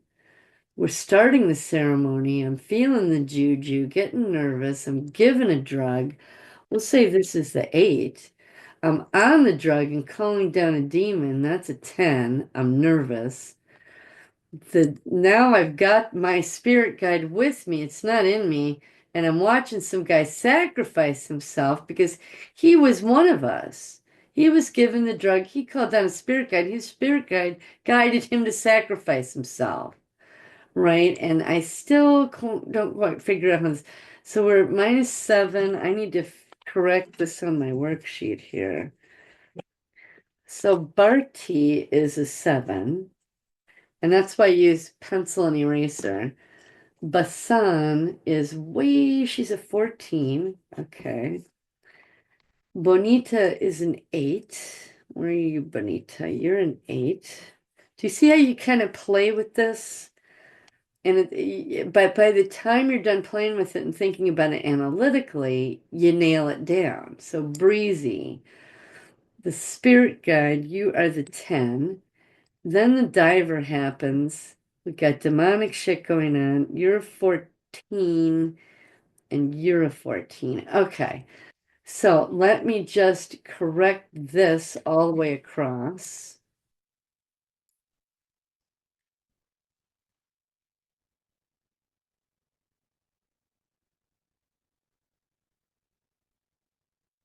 Okay, so I've got these two guys now, and these. Okay, so I need to do him now because what I thought was him was actually him. So, okay, Black Hat Shaman, we're starting this ceremony. Do you have confusion? A little bit, yeah. Okay, don't know what's about to happen. Are you sabotaging yourself? No. Are you keeping secrets? Yes, because it's just expected. This doesn't happen in normal, ordinary life, and you got everyone's looking at each other like, wow, check out this secret thing. You don't want to alienate those people. Am I working? No. Am I unquestioning? I'm doing what everybody else is doing. I'm desperate for connection, not sexual, feeling like I deserve to be there, that this is some special place, which really it's an abuse, and you're telling yourself you deserve it. So ultimately, you're telling yourself you deserve the abuse. But when you're in the thing, the part believes, I deserve this special treatment and these secrets. And do you see the dichotomy or the double-edged sword there?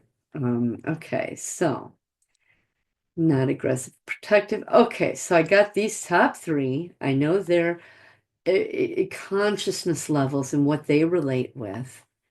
And I also have these guys over here. Now want to copy this squiggle line because these 3 are on the other chart.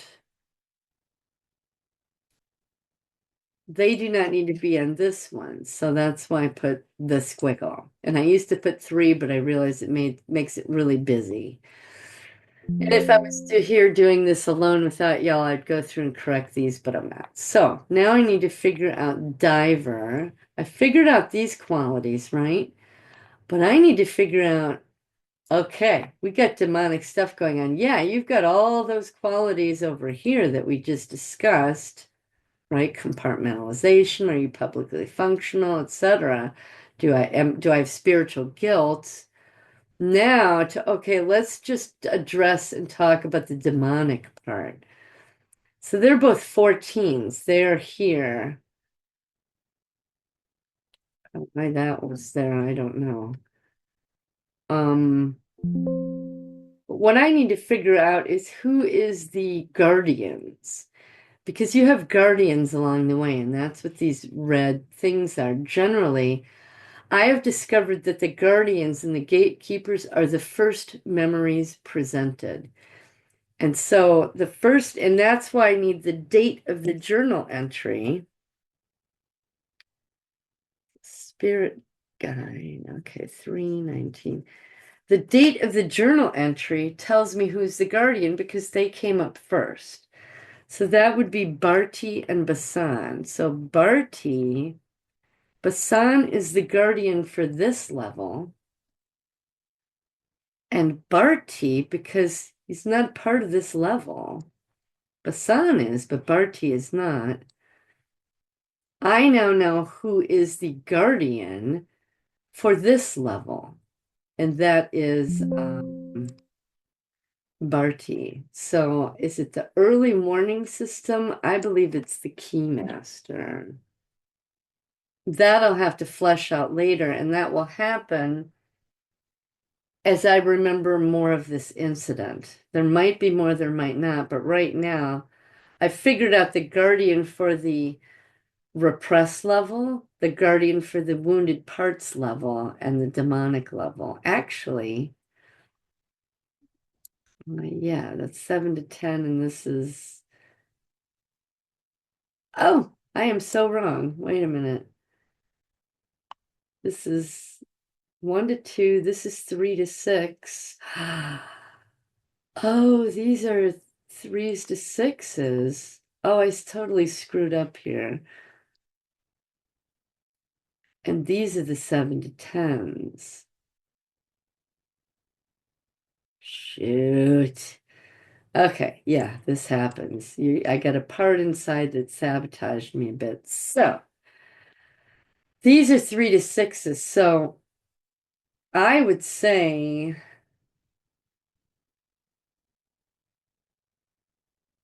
spirit guide, the drug. I would say these two are still correct. Well, do you guys relate with these?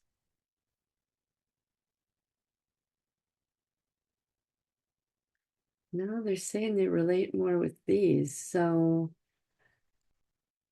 these are 3 to 6. So I think you start off thinking it's innocent enough, but I'm a little nervous. Okay, 4. Given the drug, I believe that's when I went to getting very nervous. 6. And calling down the demon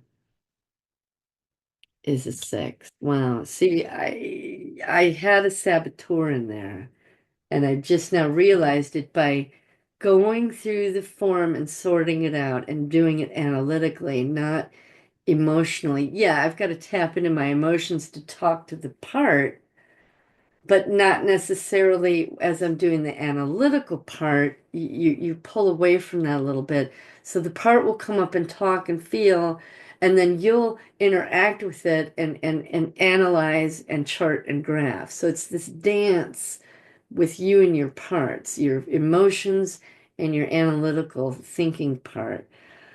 Um, so, okay, this is the early warning system. Okay, that makes sense because he presented first. So it was the early warning system notifying Basan at the higher levels. Oh shit, she's getting close. Okay, that makes sense. So 4 and 6. So I need to correct this on my worksheet here. The Black Hat Shaman is the 4. Bonita and Breezy, I think yeah, Bonita and Breezy are 6s.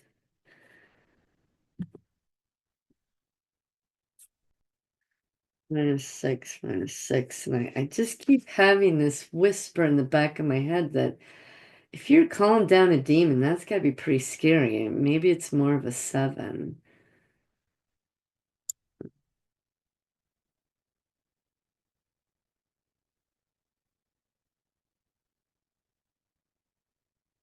Yeah, she's telling me she's more of a seven, so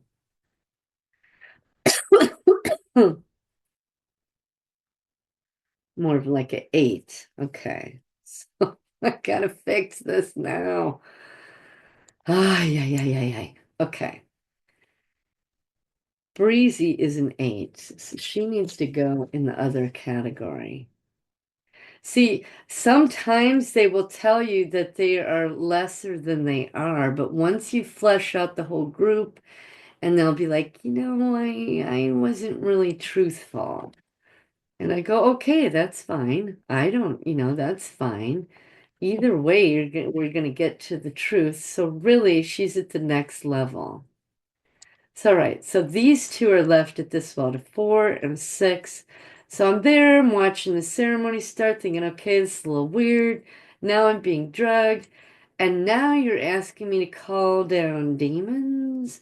That goes to the next level. So this guy, because his journal entry was first, was the early warning system that triggered this part, Bonita seeing two heads, that was pretty darn or seeing the two heads, which was pretty darn upsetting.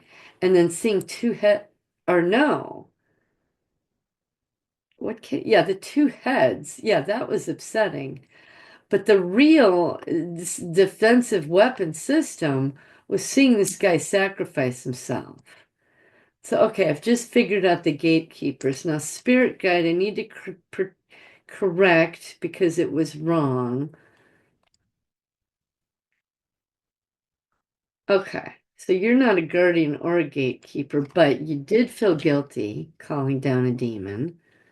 Ugh. Do I blame myself? Am I protective? Yeah, I did it. I was following orders. Not trauma bonded with them per se. I'm submissive, appropriate to the group, compartmentalizing what I'm doing. Well, is there pain and body memories? I think, yeah, with the drug started to screw with my intestinal. Yeah, so there's pain going on in my body. Okay. My borderline, no, no sex, no backup. So I want to stop the abuse, not necessarily. Okay, so I have figured out the guardians and gatekeepers for this is the repressed level. This is the wounded kids level, and this is the demonic level. Each one has a guardian or a gatekeeper. So I've just figured out their qualities, which is what this purple line here. That you see why I have colors now. The guardian for this level, the guardian for this level, and the guardian for this level. But I wasn't able to do it until I got more than two parts. And I had to sort out, had one part confused with another, if that makes sense. So, okay, good. We've got that done. But because I yet had to change this yet again, I got to go back and put the corrections in. And again, this is what my paperwork part gets anxious about. But because she's present and watching and paying attention, I can follow up with the details. Okay, so this form is now done. This form helped me sort out their emotion levels and who's a guardian and who's a gatekeeper. So I'm saving this. I can close this out. I'm going to check this off on my worksheet. That's done. I've corrected the things I need to correct, and I'm going to close that out. So, oh shoot, I shouldn't have closed it. Oh man. Okay, Bart, I've got it on my sheet here. So I've got it recorded in so many places. So Bonita, where are you? You're a 6. Breezy was the 8. And these two guys are 14s.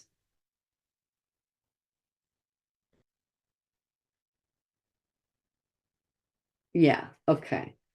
So this is now corrected. Now you see why I leave this form open. I have to continually come back to this form, number 1.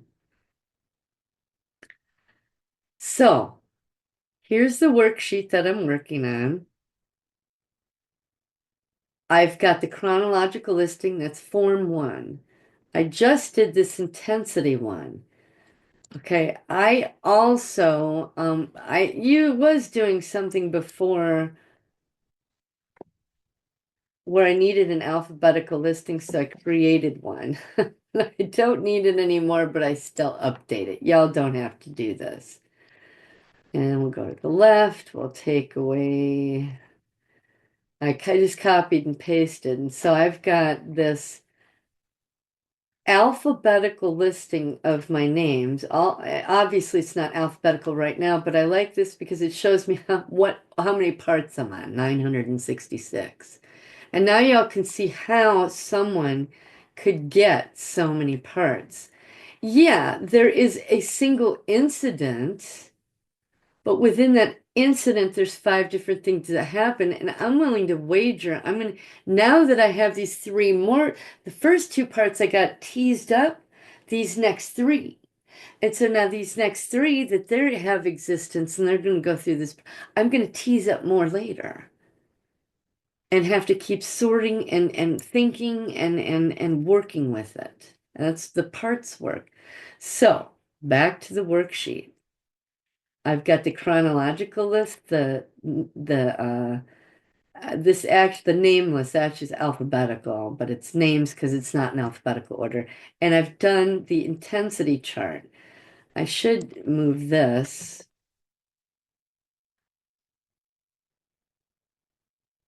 because you can't do this timeline until you figure out the intensity.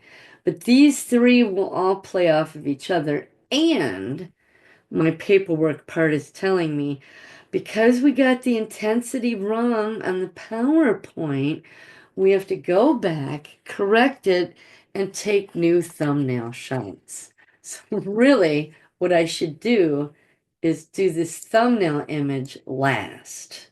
And I don't. So right now I'm figuring out how to be more efficient. Change my forms, change the order with which I do things, cut that, put it down here. So I know to do the thumbnail image absolutely last, so I don't have to keep going back and forth correcting things.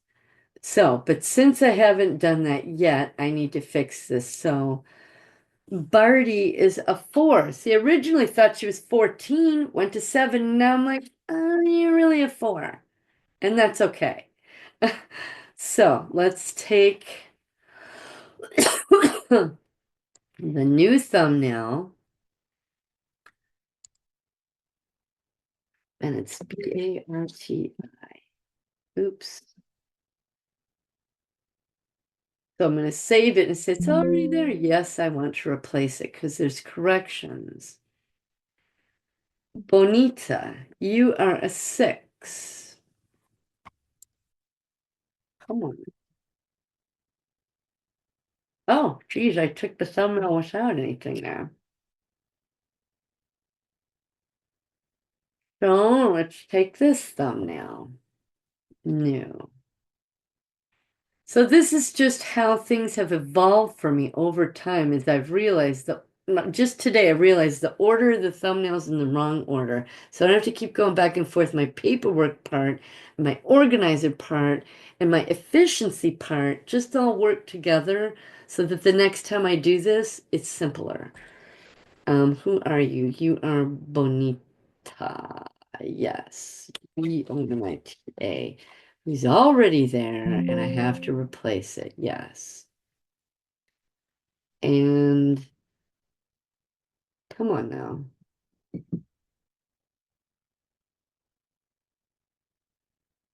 Breezy, you are an 8. I thought she was a 14. An 8. And y'all just worked with me to see how I figured out. Oh, had that wrong. So Breezy's an 8. She's in this ceremony, getting nervous, more nervous, more nervous.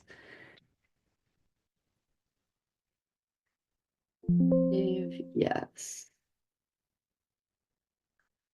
Okay, let's go to the next one. Bailey, diver is 14, and Basan is a 14. So I don't need to take their screenshots again because they are correct. So I'm going to save that.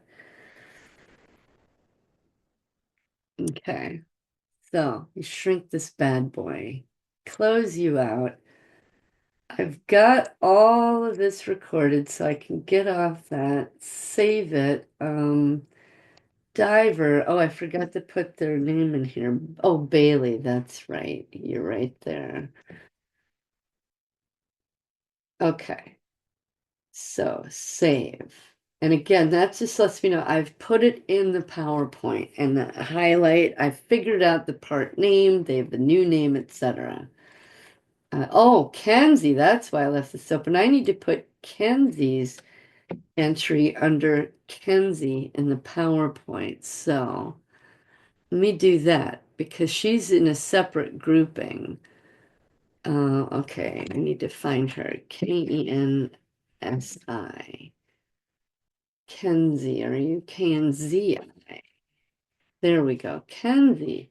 Because she's already got journal entries. I discovered her ages ago. And look at that. Oh, yeah, back in June. But now I'm remembering more of the front personality.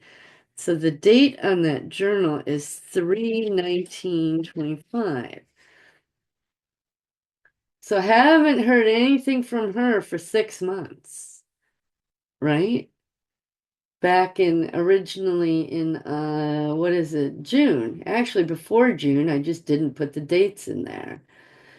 So, and now it's 6 months later, and I got a little bit more. Remember when this the front personality? Didn't tell me all this before. But the deeper level parts, but because she has become co-conscious with me, she's the one that teased up the other ones. It just took 6 months to do it,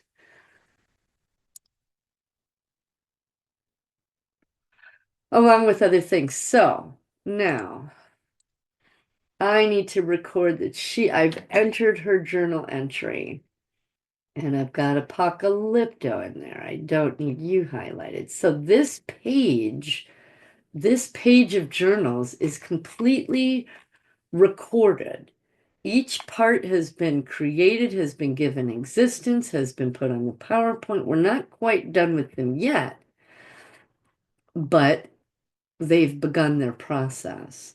So I'm going to go back to my journals here, journals, and I am going to take this little marker off. I have recorded it everywhere it needs to go, and I can file it away. It's done. All of these, with this, I need to make my little puzzle pieces with my sticky notes, put it on a worksheet, and as I get more information and start putting these things together over time, and as I finish out a journal page, then I can file it away. But this tells me I need to do these things still. So that's how I keep track of that. Save that, shrink that. Okay, where am I? I got the chronological list done, the name list, the intensity done. Now I need to do the timeline. This is where you get this graph. Okay. My graph started with one page, one graph. Then it went to 6. I went from up to 5 to 10 to 20 to 30 to 40 to 50. But now you'll see all these tabs. It's so many incidents. There's the list name, which I have not really been updating. I've just been doing it here. Um, this is for a project I'm going to do later on. So 0 to 2, 3, 4, 5. So I was 22 years old. So I go to the page that says 22. Um, except I had to break this apart. This says 23 to 29, but I do have parts that are here, and I broke it apart because I was 22 years old in the army, but now I'm out of the army and I'm still 22 years old. So this page is a little wonky, but I've already added, you'll see, Barty and Bassan. So I need to add 3 more parts. Insert. And I'm going to go back to the chronological page, and I'm going to shrink this so that I can work with these guys at the same time. You'll see how I'm shaping this so that I can bounce back and forth between these two forms. So I'm going to, oh shoot, I need to make this. I usually don't have this blown up as big as I do, but it is so that you all can see it. So, okay. I'm going to copy this and paste it in here. And everything will become corrected. Like I said, this form number 1, is your main list that everything else will be informed from. So I'm going to shrink this, make this bigger, get rid of that. And now I'm going to look at the graph itself. Because as you add things, and this is really quite annoying. I wish I could find a software that didn't do this. These blue dotted lines indicate separate incidents. So here's the new ones I just put in. Now I did not have MK Ultra there. I had it, I think here. So I gotta move this. I gotta move everything because just that's just how this stupid form works. And I'm actually getting to the point where I want to take this off, but I leave them on for demonstration purposes. And that's also why I choose names that have the same first letter so that I can look at them in the lineup and go, okay, I know you 5 are together because you're all B's. And I know that you guys are all together because you're all C's. And et cetera, et cetera, et cetera, et cetera, et cetera. So they're just little tricks I've learned along the way. But this is at the age of 22. 22 to 29, actually. And this is a lot of the New Age influence going on here. I practiced the New Age until I got into Scientology, which is over here. But you'll see I put a little label up here. This is New Age influence all the way across. There's rape with a Buddhist monk here. I'm meditating, calling down a demon again. Etc., where there were drugs involved, which actually copy and paste. Where did it go? When I copy and paste, it tends to like throw it somewhere else on the page, but oh, that's right. And these boxes don't copy and paste. So, but yeah, there were drugs involved during this ceremony. So I need to insert a text box over here, type in the word drugs.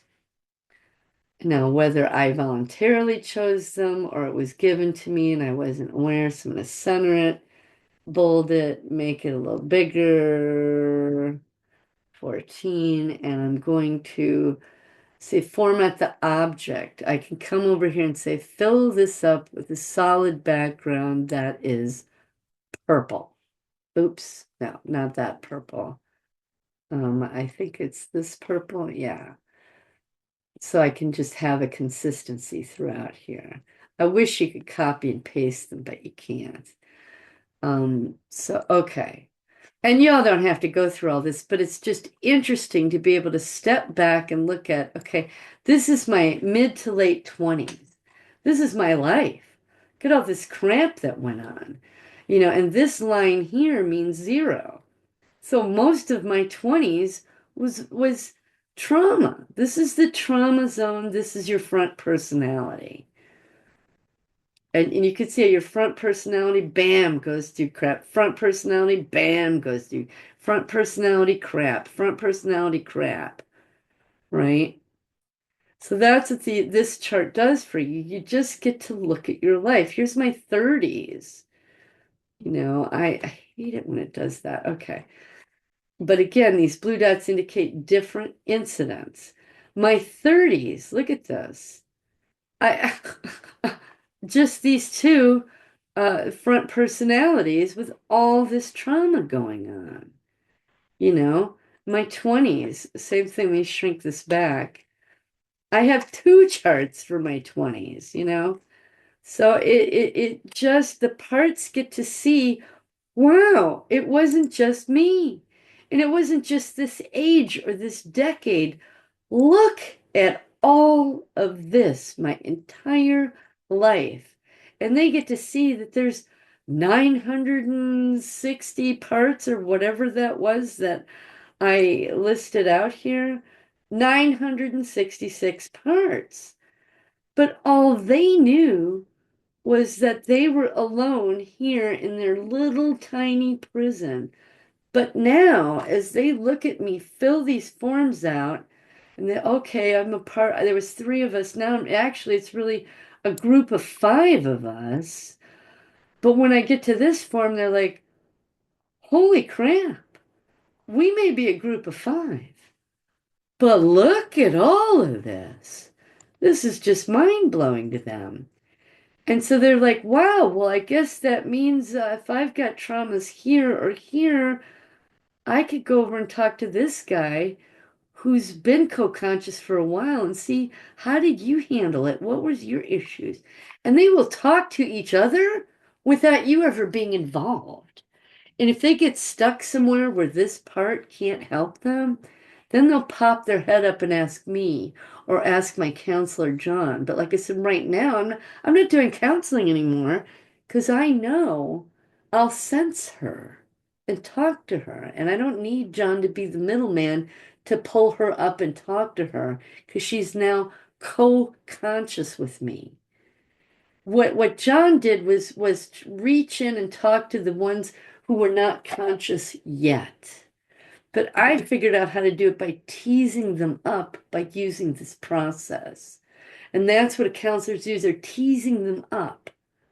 And you don't, yeah, I needed it, but I figured out how to do it for myself.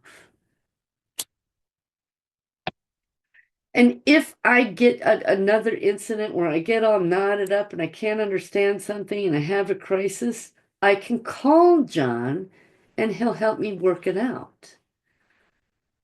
So that's what Jon did for me. Jon got me here so I can do it myself. And now he's able to help someone else because he's got a time slot open. Like I said, if I have a meltdown or a confusion, all I have to do is call him. Instead of having a 2 hour session, we might talk for 30 minutes and I'll pay him for 30 minutes instead of 2 hours. And half the time he just talks to me without charging me. So it's pretty cool. So we have form number 2 done. I'm going to close this out. So again, back to the worksheet. All this is done. You've got the intensity. We just did the timeline. The next thing we're going to do is check on the part's emotional levels. We know what their psychological profile is now, their consciousness level. They now can start thinking of themselves in a different way. They have a different image of themselves. They understand, wow, I have these qualities. They understand that they're part of a larger whole, which is me, us. And now, okay, let's check on their emotions. And I don't need this form for that. So let's go to the emotional impact graph. All I do here Oh my God, and it's April 1st. I got to do all these guys. Jeez Louisa. Okay, so all I do is put okay, up here at the top is the dates, February and April. So since this part is being mapped, what I call mapping it or recording it, is April 1st. I'm going to leave this blank. So I didn't discover it. And well, I kind of did in February. I've already put Barty and Basan up here way, way back there. Actually, let me find those two so I can put them together. Here we go. Close. We've got Barty and Basan. I will move these guys. Okay, cut. And if you're wondering why you don't see me cut it, it's because I use the keyboard. Okay, so now let me go. Let's see, I've discovered them way back in February. Now I'm going to go down here so I can work with them as a group. And I'm going to insert them right here. Okay, so Barty and Basan are now down here. So that as I add the other three, I can see how their emotional level shifted. So I have to, this is year one, year two, year three, year four. That's why it's nice to have on your worksheet to have them in order. And I don't, and that involves a whole lot of erasing. So I will number them so I can keep track. So Barty comes first. Then Basan comes last. So I'm going to cut her and move down 1, 2, 3 parts and insert her right here.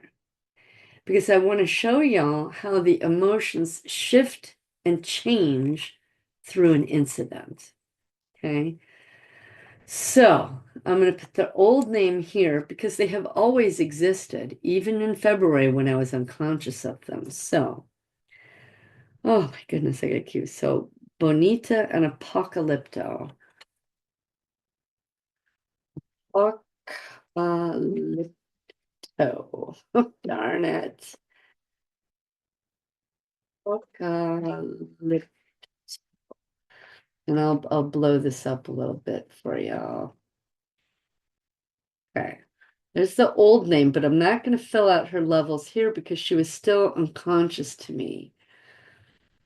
But I'm going to put her new name here, Bonita. And she's conscious to me now as of April 1st. This is April 2nd. And I'm going to say, Bonita, you were the one that I can't, she don't like giving the drugs or so I got to come back here and find her.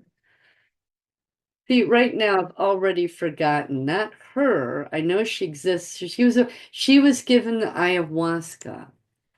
How did you feel being given this ayahuasca? Because my part that was Barty watching this shaman do this ceremony was nervous, a little sad, a little despair. And now this part's splitting into this part, and she's like, I'm just really freaked out. I don't know what's in this drink. It's got chunks of crap in it, scaring me. Not so much despair. The despair has reduced. And I'm kind of pissed off that Star has put me in this situation at all. Okay. Thank you, Bonita, for sharing that with me. Mad Star fooled me into this. Because she lied to me. Lied to me. So that's where I'll put their little comment. Okay, thank you, Bonita. She's done. I don't have to check on her emotion levels again for 2 months. So we'll go to the next part. And so you'll see how she started off nervous and a little bit of despair. Oh my God, this is a creepy ceremony to now. Okay, my sadness, I'm pissed off because now I gotta drink shit. That's really freaking me out. Okay, now Apocalypto goes into Spirit Guide,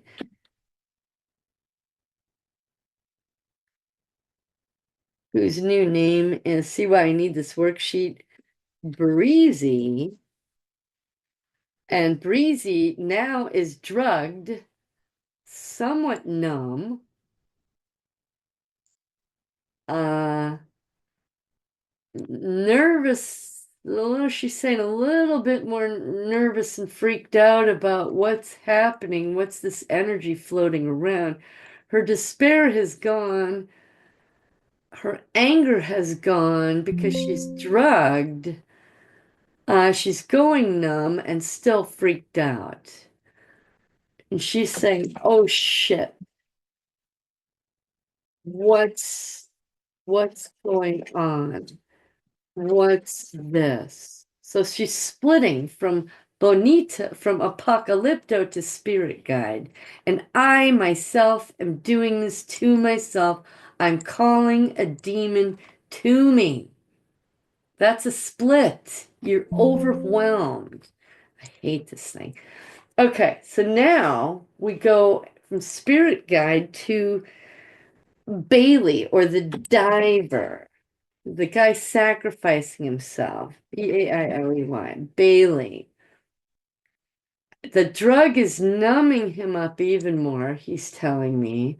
I'm more removed from myself, still scared.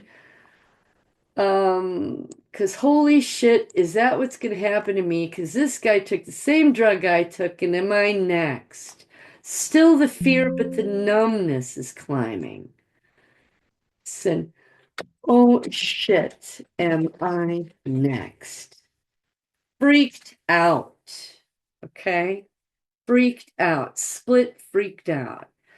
So this guy gets done, the shaman does his little business, and now we're somewhere where he's carrying around two heads on a platter.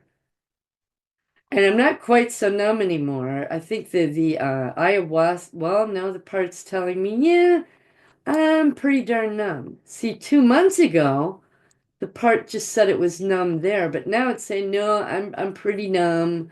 I'm pretty checked out. Um, yeah. So since I did these 2 months ago, I'm going to do their update right now. Now, generally, when I do an update, I will do this so I don't see it.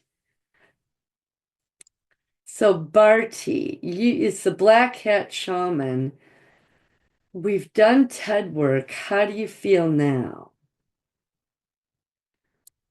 Just darn mad that she was put in that situation at all. Pissed off. Okay. We already know these guys. So, well, let me do this one next. And Basan, you have had TED time. Basan was the one that saw two heads. She's got to yell. She's got to scream. She still wants to scream a bit. Not so much scared or in despair, not numb, and she's just, I want to scream more. Okay, now I know what you need. Okay, excellent. So I'm going to slide this back over. And my goodness, this video might be 2 hours or 3 hours. But it is what it is. I started off two parts, half processed, and now it's five that need a full process. And this is the parts work. Oh, so look, she went from being totally numb and fearful. Now she's just damn mad. And this part went for, oh, look at that. Total fear and despair, now just enraged. Enraged, enraged, enraged. Right? So you can see their evolution. Now, these guys are not going to have a before and after because they're just now discovered. But because these guys got to get rid of their fear and despair, and it's moved into anger, and his numbness has moved into anger because of the TED work, these guys were able to pop their heads up. TED work is also a way of teasing other things up, okay? Pulling them up from a deeper level because their guardians, the ones who presented first, are working out their TED stuff, if that makes sense. Okay. So we've gotten the emotional levels completed. So I can check that off. Let me close this. And I hope y'all will forgive me from smoking, but I have anxiety while I'm doing this. The parts have anxiety because they know I'm going to be asking them questions all along the way, as you have seen. That's what the different charts and graphs do. It gets you in touch with that part, their psychological consciousness level, number one. Then number two, now we've tapped into their emotional levels and what they were thinking when they were created. Now we're going to go into there. So back to the worksheet. We just finished this off. We've done this, we've done this,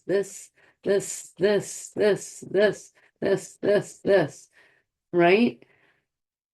We'll just center every, oh, dang it. I can't do it because, well, anyway, you get the idea. We'll just have them all be left. Now we're going to do the health checklist, and I have their thumbnails so I can check. Now we're going to do the health checklist. See how it says X6? There's 6 pages on here.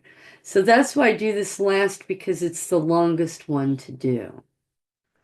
So we'll bring that up. All right. This is the health checklist. And again, this I need checklist number 1 so that I can copy and paste this onto it. So I will move this over and we will work on both things at once. So I need to find Barty and Bassan in the lineup. I need to add 3 lines, insert. And oh, so the first tab, I'll make this bigger. First tab down here is I'm giving them existence, right? So I'm going to copy and paste, copy, paste. And I do the whole group together because as you saw earlier, what I thought was a 14 here was really here. I mixed up this part and that part. So that's why I just do it as groups. So this can, I'm going to need it in a little bit. So what is this? Giving them existence? Well, it's all the things we just did. It is, do we have their picture? Are they on the cover sheet? They have a bio. Did we do their timeline, their um, depth of consciousness, their intensity, emotion levels, journal entries? Yes, we've done all of that. So excellent. I need to go back to where I was. Okay. So yeah, all I got to do is put X's everywhere. Simple. But they like seeing them. So yeah, look at that. I'm just like everybody else. We all got our stuff done. Now I could probably leave all this off there because it's on my handwritten worksheet that's in a file, all only groups of 10. But they like knowing, look at that. I got the same treatment as everybody else. That's just freaking awesome, right? That's what goes through their head here. I'm going to undo redo. Okay, I need to copy and paste. I thought I just did that, but somehow along the line I undid it. Okay, excellent. So they're saying, yeah, right on. We're going through the process. That was existence. Now, have we given them a new life? I need to find, and it's difficult on these pages because as you'll see, their existence records their age and their impact. But in their new life, they are whatever age they are at because they're growing and learning. I can't nail down an age for them because they're evolving. They are co-conscious with me now. So I don't label them with an age or an impact because their emotional impact is changing as well. That 14 that was scared out of their mind, might be a 12 or a 10 or a 6 by now.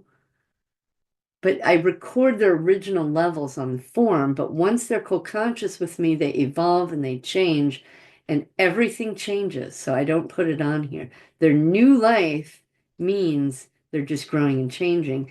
So the problem I have here is just finding them because they're not, I don't have an age to sort them out. So I need to find Barty by next. There they are. Okay, close. I'm going to add 3 lines, insert. Now this time I'm just going to copy the names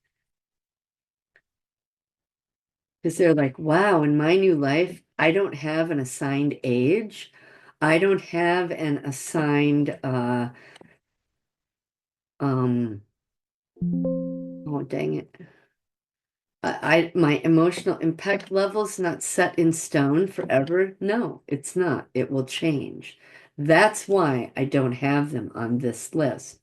So now that I have just this is all I need to copy and paste with. This form I can shrink and expand this one and blow it up. So what is their new life? Oh, wait, darn it. I did it again. Okay. Do they have a new name, a new picture, new clothes?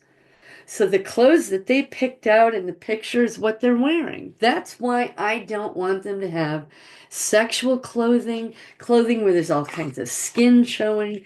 I don't want piercings and tattoos, and that's just my preference. And I don't want satanic symbolism or anything like that because that's not who we are anymore.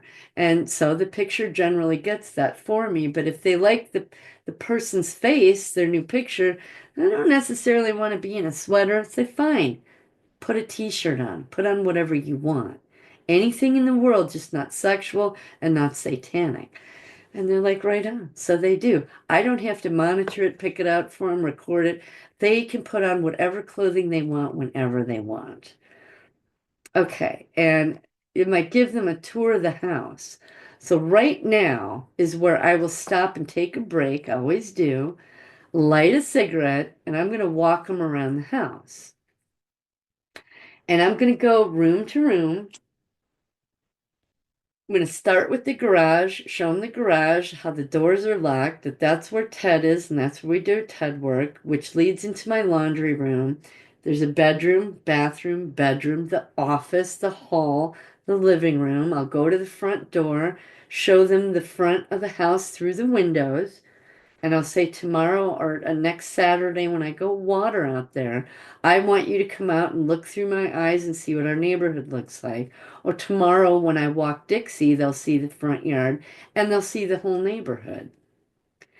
And after I look out the front window and show them a quick view of that, they'll go into the kitchen, they'll see the kitchen, and I'll walk out the back door and I will go around the side of the house, show them the gate that it's locked, the sheds, what's in the sheds, the garden itself. I've got a third shed. I'll show them in there if they want to. Or I could say you can check with the other parts who knows what's in there and it's safe. So they may want to look in there and they may not. And I'll figure that out when we go out there. And I'll walk around to the other side of the house where I have a potting shed, and they'll see that that's safe. And if they have questions, well, what's this for? What's that? I'll tell them. If they want to open up a cupboard or cabinet, make sure there's not snakes or knives or whatever in there, I'll open it up. Or they'll just say other parts will come along with us and say, no, it's good. We've seen it. All 950 us have seen in there. It's safe. It's good. It's cool, you know. But sometimes they might want to open up and look at it. So right now I'm going to take a break. Let me stop share real quick. And I'm going to go give them a quick tour of the house, and I'll be right back. Alrighty, so I'm back from a break. It was interesting because these parts wanted to open up closets and a few cabinets and things. When we were out in the garage, they wanted me to open up the freezer and look in it. And the part said, I just want to make sure there's no body parts in there. I said, really? And they're like, yeah, okay. So somewhere along the line, this part told me it didn't want to look in the refrigerator, it wanted to look in the freezer. So though I think those two heads were pulled out of a freezer, and I must have seen it, or they were, I don't know, frozen. So I learned that on the tour. I learned that as they were saying, open up this door, open up that closet, open up that. They didn't want to open up everything. But some of the other parts jumped in and said, no, it's okay, it's cool. We've seen in there and it's perfectly safe and fine. And because, okay, they were good. But in some instances, they're like, no, I want to look in it. So I opened it and looked in it. And they just wanted to make sure they were not body parts. And so I had left the light on and got halfway through the house, and another part said, no, go turn the light off. We don't need to waste electricity. So there's my money part. Um, and then as we got outside, I have some compost and soil bags stacked up because I don't just have a pile of dirt, son. So I put them into bags and stacked them up because I have limited room. And parts were like, were there body parts in there? And I was like, no. And the other part popped in that takes care of the gardening said, no. I shoveled all that compost into each one of those bags. Here's my memory of it. We just did it 3 weeks ago. There's no body parts in there. So the part that was nervous about it was reassured by the part that did the task and knew it. And as I went along, different things. They were like, well, they would have some nervousness. Well, what's there? What's that? And another part would pop in and there would be an image. So, well, yeah, these two sheds are locked and usually they're open, but we locked them the other day. So we'd have to go get the key. But can you trust me that this is just camping equipment and this is just this? And I was the one that put it in there and organized it. And I promise you, here's my memories of doing that. So the new part would tap into the old part's memories and be reassured. Okay? So that's what happens as you're doing the tour. And so it was the compost, the closets, and I had the other parts, the cleaner part and the organizer part saying, yeah, no, I keep the house clean and I organize that and here's the blah blah blah blah blah. I know there's nothing in there. And so you can see the level of trust that the new parts will have for the ones that are already co-conscious. And sometimes they don't trust them, like, I want to open that cupboard up anyway. I want to see it for myself. So there's a level of trust and still a level of not trust. But as time goes on and they're now co-conscious with me, and the next time I clean the house or the next time I organize a closet, they will now have the memory of it as well. So, and that's just what happened as we went through, is they had a nervousness about something rather than opening up or going in it. Another part that takes care of that thing says, here's my memories. I did it. And it was just this little short while ago. And but oh great. Or the say, I gotta see it myself.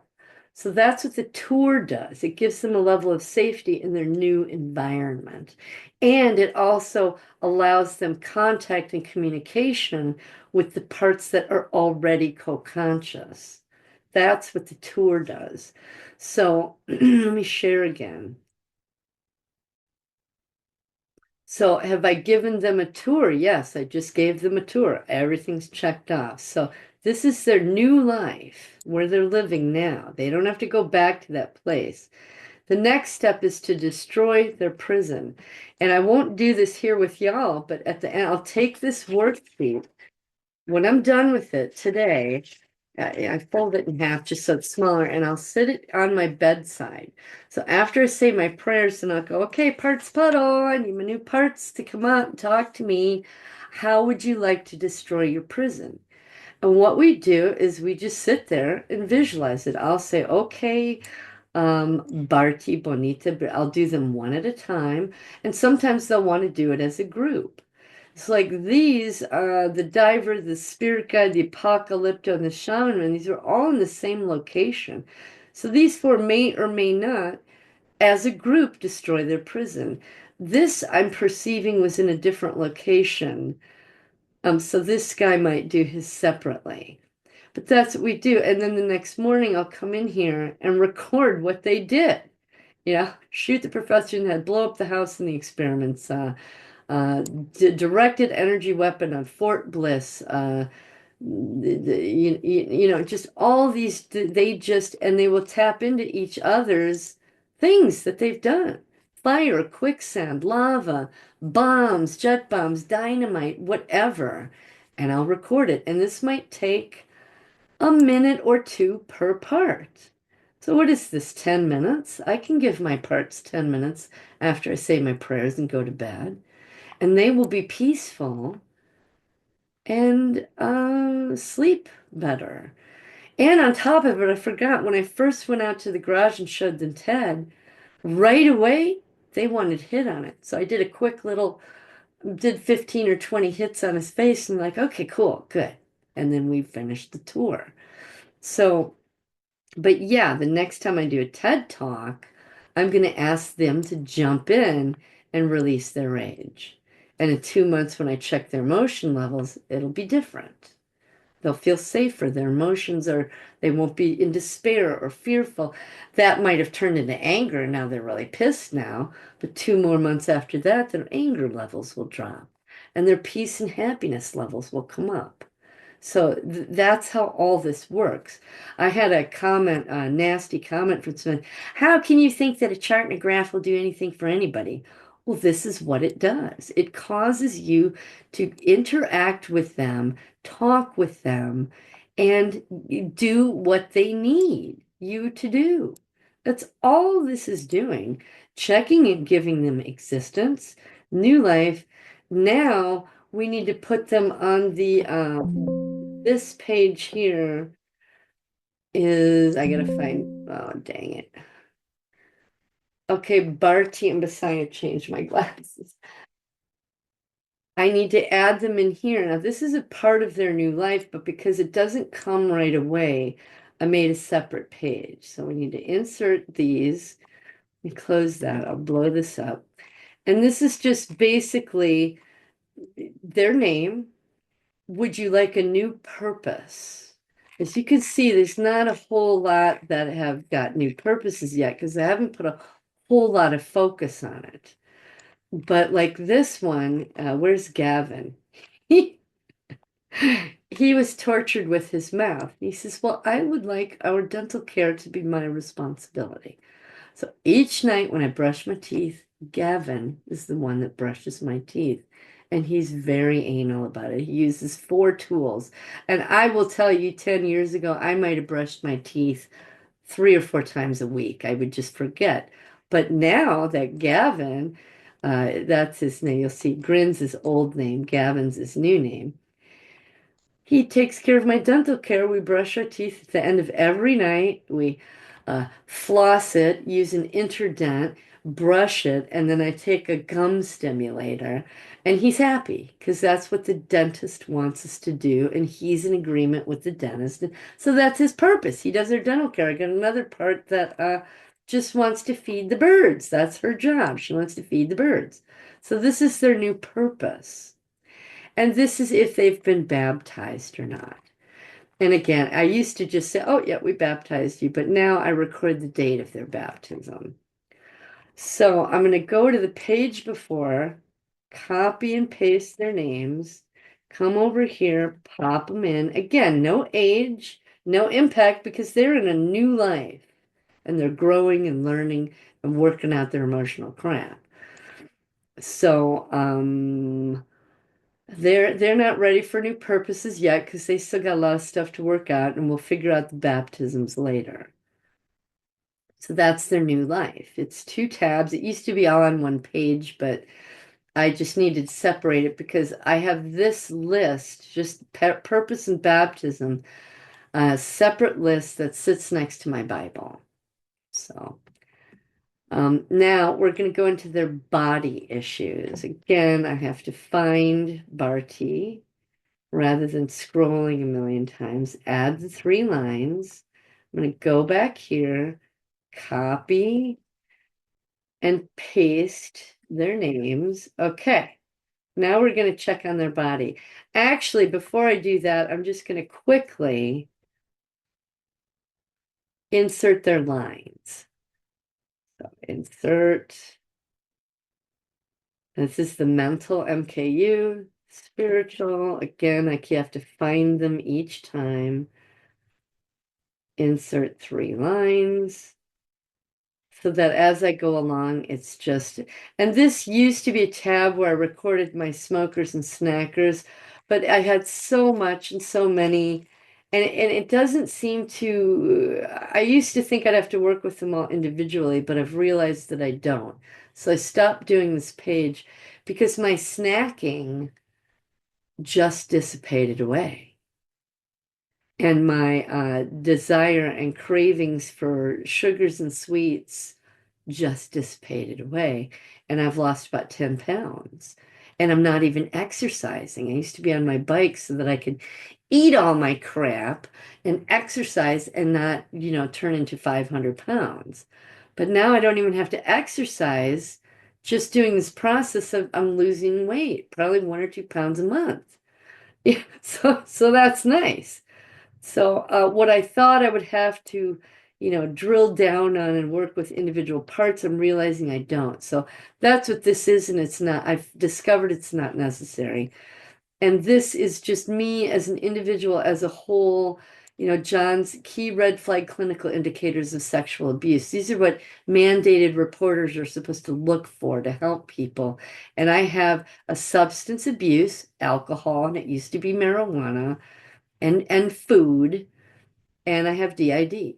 Now, some of you might have eating disorders or panic disorder or delusional or whatever. I have 2 of these. So I'm going to go back here to body issues now that I haven't filled in their names yet. Let me do that real quick. And so generally that's what I'll do. First, I'll just fill in the lines, put the names in so that I can just sit down and focus on this as I start. So, and as you'll see, I didn't do the black hat shaman or 2 heads that I discovered all those months, what, 6 weeks ago, because I couldn't, I couldn't pinpoint body issues because they were so generalized. But now that I have 5 parts, I can do it. So you'll see the columns up here. Let me just hit save so I can get that off there. So we've got existence, new life, and now body issues. We'll do mental issues and spiritual issues. This is 3 more pages. But these tend to be a little time consuming. So let me get a drink here. The black hat shaman, we were at a -4, starting to get nervous, not knowing what's going on. So I'll kind of remind myself what that part of what I've learned about that part so far. So he's saying his eyes and ears and nose, because of what he was seeing, hearing, and smelling. There was incense burning. Oh, shoot, and I forgot to do this. Another step. I go into my notes section here and I start a new page. I'll put the date on it. So what is this? It's 4/2/25. And I'll put on here health checklist. I just put HC, and I'll pick the guardian, the part that presented to me first in my memories. So that's Barty, Barti. Health checklist for Barty. And so what I'll do is I'll do body, mind, spirit with dashes after them. And then I'll just copy and paste this. Nope. Select that. I'll copy it and paste it 5 times because I have 5 parts to do. Paste, paste, paste. And now I'll go put their names above each of those pasted body, mind, spirit. So we have Barty, Bonita, Breezy, Bailey. Okay, so Bonita, Breezy, Bailey, and Basan. Excellent.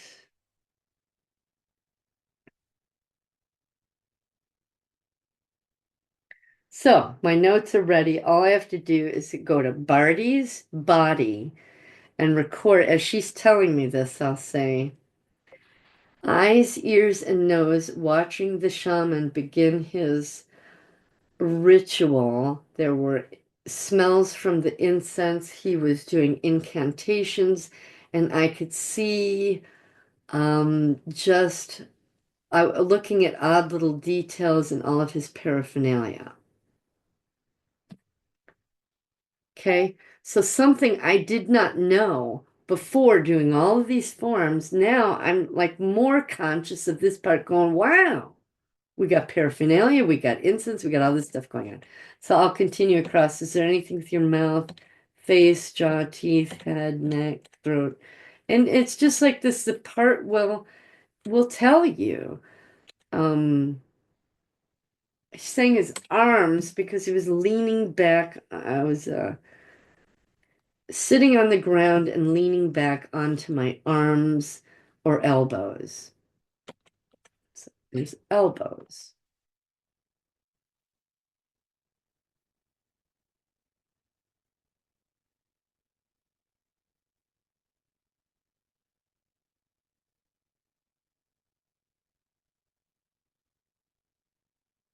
And my butt because the ground was hard, and that's why I was shifting between leaning on my hands or my elbows because my butt hurt.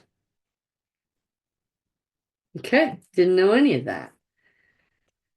And sometimes I'll have a part where I don't think any sexual activity went on, but when I do this chart here, they go, oh yeah, yeah, there was stuff going on. And I'm like, wow, okay, so then I gotta kind of go back to the other chart and say, well, yeah, there was sexual stuff going on because when I started with them, they weren't as trusting of me, but now they are, and they fill in the blanks here.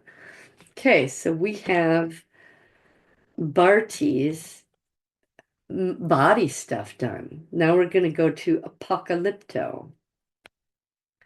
Now, this was the part that was given the drug, so eyes, ears, nose, and now the mouth, because we can taste it. And my jaw got tight because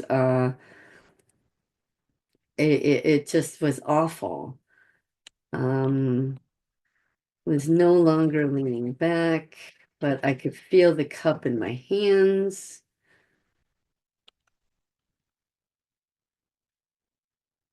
And that's pretty much it for that part. So I will say eyes, ears, nose, and mouth because I can now taste what I'm drinking, comma.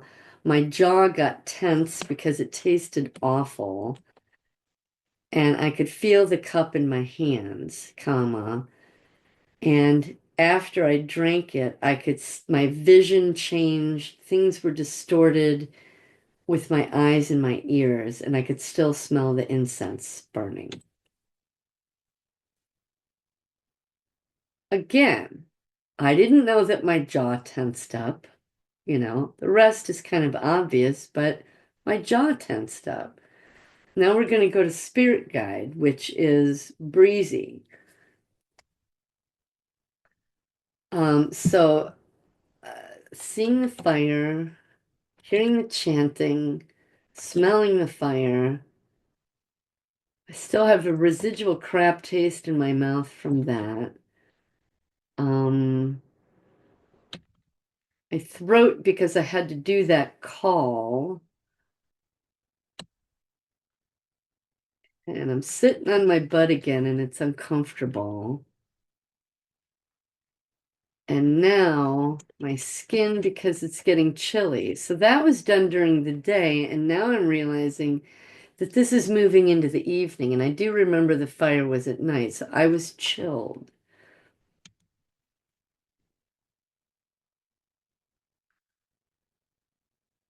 So eyes, ears, nose, and mouth from the distortion from the drug, plus we're now at a fire at night and I could smell it and hear the crackling and also the chanting.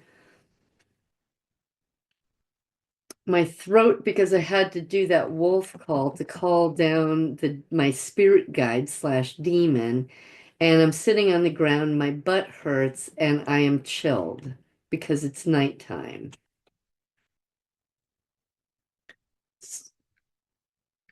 So I just learned all that about these two parts that I had no clue about an hour ago. So you see how they become more co-conscious with you, more real, more existent. So now the diver.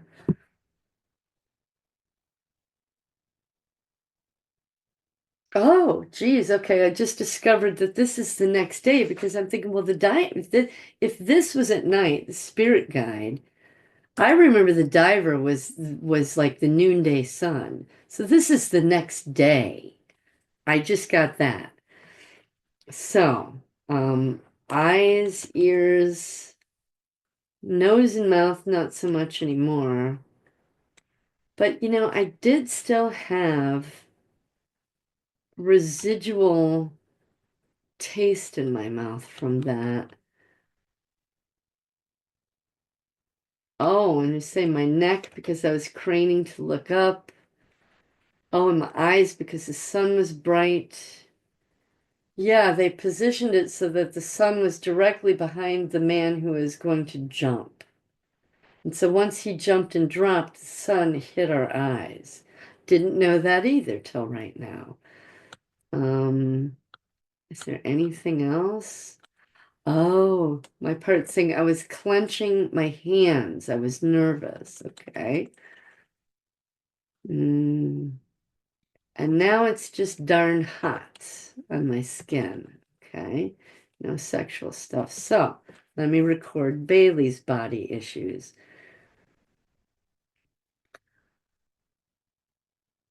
Ears from hearing the chanting, comma, eyes from seeing the shaman do his ritual.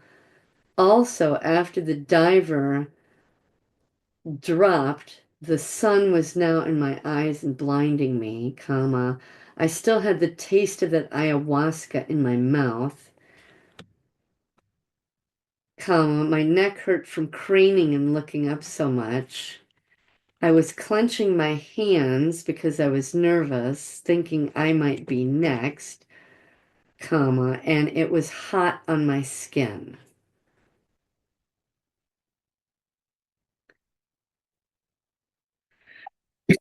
Okay, so we'll go to the next part. And this is why I prefer to do more than one or two parts at a time because um, it will one kind of informs the other. So now that it's the next day, which I didn't realize this was two different days. So we're there, it's afternoon, it goes to nighttime. Now it's the next day, it's the noontime sun. And now I believe we've moved back into the second evening and there's two heads coming out. So eyes, ears, nose. Again, more ayahuasca. My jaw again. Chest, my part's telling me she's having a hard time breathing.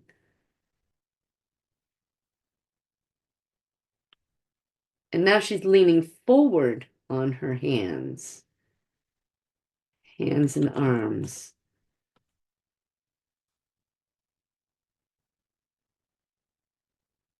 Stomach is a little upset. Oh, geez, geez, geez. This part was sexually assaulted, it's telling me. Anally raped. That was part of the ritual. Wow. Okay. I'm gonna have to go back to that other form. And so I've got two things I gotta remember real quickly here. Okay. Thank you, Basan, for telling me that. eyes from seeing the ritual and the two frozen heads on a plate, comma, ears hearing the chanting, comma, nose smelling the fire, comma. I was given ayahuasca again. My mouth had that taste in it, comma. My jaw was tense. I was having a hard time breathing, comma. I was leaning forward on my arms and hands, comma. I had an upset stomach, and I was being anally raped in this ritual, period. Thank you, Basan, for telling me that. And now I understand why she was leaning forward on her arm, having a hard time breathing. I'm not sure what that's connected to, but the arms and the hands leaning forward, it wasn't until I got to the vaginal part or the anal part that the part was willing to tell me that she was raped.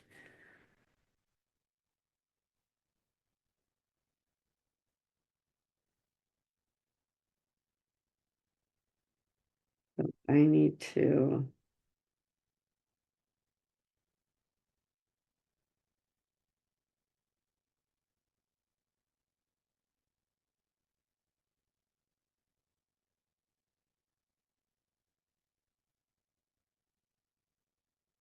Yeah, I had the microphone on and it just recorded everything I said to you guys. So I had to delete that. So now, before I forget, I've got to go back to the other form and record that there was a sexual assault and that there was the sexual dimension in the consciousness. And you'll know this because after you do this 100 or 200 or 966 times, what you have to go back to. So parts, IFS, was the emotional intensity. So what these two heads were for in this ritual and why I'm being raped, and I'm having a hard time breathing. So I don't know if that has to do with some smoke or what. So this is Basan. Basan. You were a 14, so you're over here. I need to record that you were a performing sexualized part, which before I didn't know. So that's why I tend to leave these forms open because you get more details. So the next day, instead of me sacrificing myself like this one guy did, I'm being raped anally. She says not vaginally or orally, but anally, or yeah, anally. So, okay, that's recorded and I can close it. That was the other thing I needed to remember. So, of all these five parts, I can see now the progression of events. And because I can see the progression of events and that, why the last one I remembered and why one is also a gatekeeper, it's because she was being raped. And there's two heads, and we've got ayahuasca in us, and all sorts of craziness happening. So I am certain that there are more parts that will arise through this incident. So Barty and Basan were the first ones to present 6 weeks ago. They teased up these three.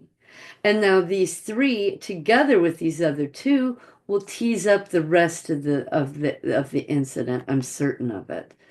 So that's how that works. Now, why do I have? Oh, I had the smoker and snacker list here, which I think I'm going to delete this because it's become irrelevant. Yes, I will quit smoking someday, but not because I sit down with 642 different parts and work it out. It's the 642 different parts that are going to go beat on Ted that ultimately it will dissipate, just like the snacking did. So I've got the body stuff done. We've got existence, new life, body issues. Now we're going to address mental issues. Let me blow this up. So, did any of you have mind files put in? That is the MK Ultra headphones, visual, electrification, all that business. And they're saying no. Were there symbols present? Yes. All of them had, there were symbols on all the shaman stuff. Were there cards used? No. Was there spinning?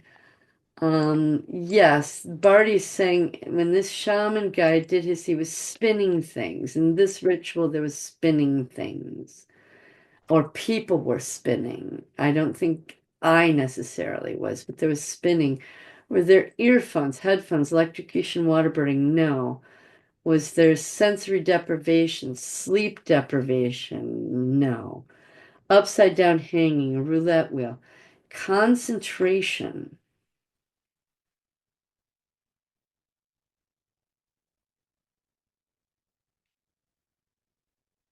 Diver is telling me that he had to concentrate to help feed in energy for this person to sacrifice themselves. Was there exertion, exhaustion? No. Embarrassment, humiliation, degradation. I was embarrassed doing that wolf call. Oops. Yeah, I felt embarrassed. Any mental suspension or going blank. With the ayahuasca, yes. Distortion from the ayahuasca, yes. Was I disoriented? No, it was more disturbed. Was I hungry? Temperature extremes. Were there cameras present? Tables, check floor, windows, doors, animals. Well, after that guy jumped off, diver, I remember looking down, we all looked down in the canyon to see those animals devouring the bodies. Okay. See how I did them all together as to where the body ones I did individually. Sometimes I have to do it individually, sometimes they'll do it as a group. So again, I need to record each one's thing here under mind, Barty. American Indian symbols, comma, the shaman was spinning things, and there were also dancers who were spinning. And that's it for Barty Bonita.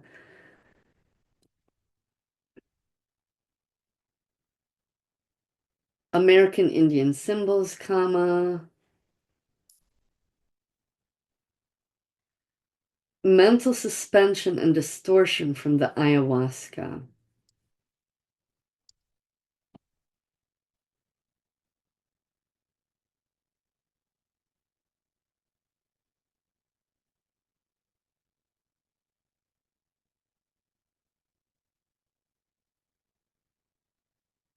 American Indian symbols present.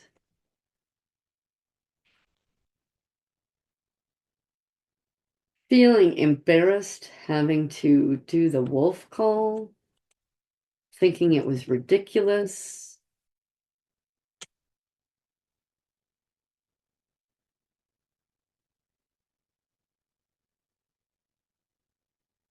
American Indian symbols, comma. All of us had to put our concentration into the man who was sacrificing himself, and that somehow fed into him doing it, comma, and afterwards looking down the canyon at his body and seeing it torn apart by wolves and coyotes.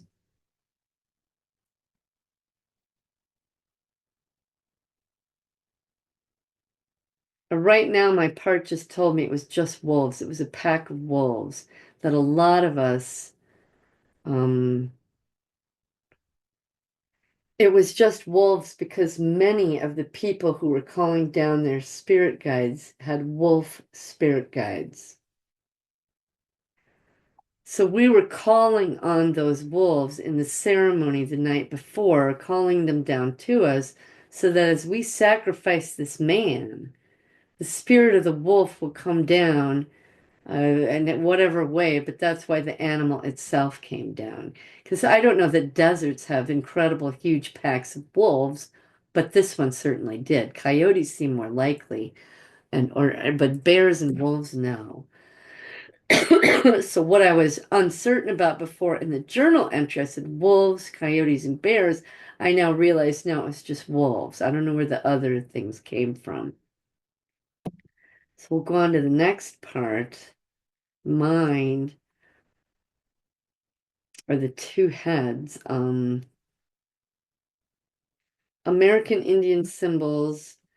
Again, there was the shaman spinning different objects with feathers dangling and flying, as well as dancers spinning, comma, I went into mental suspension and there was distortion from the ayahuasca again.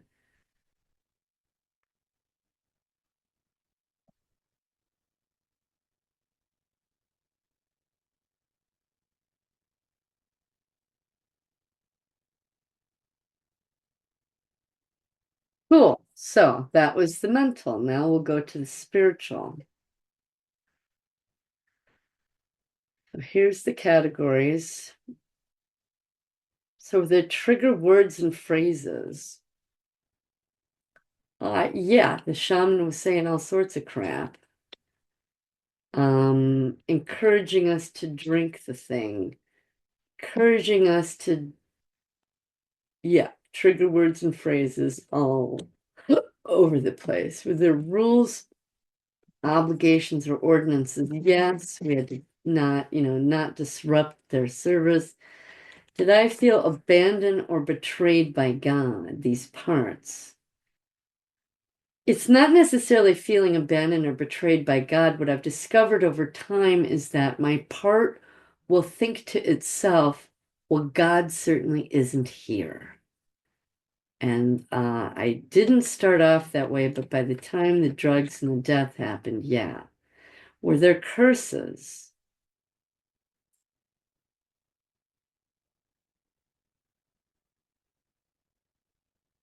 Here, yes. Holidays, no. Communion baptism. Distortion of verse or theology, no, because it was American Indian. Holiday songs, there was chanting. Yes, there was chanting. Compulsion for witchcraft. Now, this part had to participate in getting that guy, and calling down a demon is witchcraft. And okay, so those two have a compulsion for witchcraft with their covenants. And I always have a confusion with this word. Doctrine means teaching, covenants means promises. Were there any promises that I made?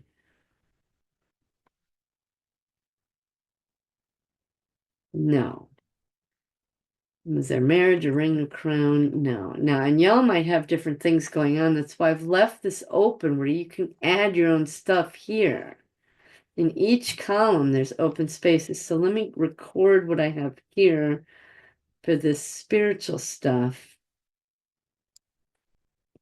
onto my thing. Go back up here again.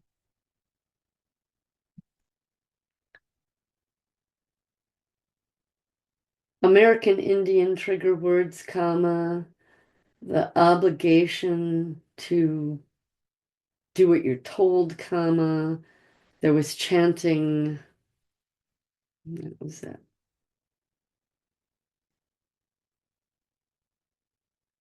The now apocalypto.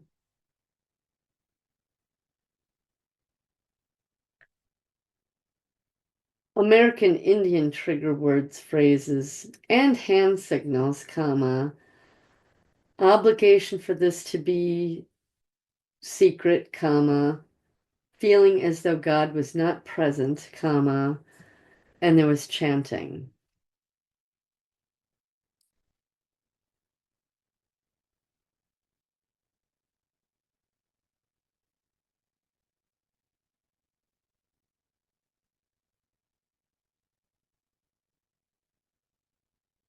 American Indian trigger words, comma, following the rules, comma, feeling God was not present, comma, and chanting.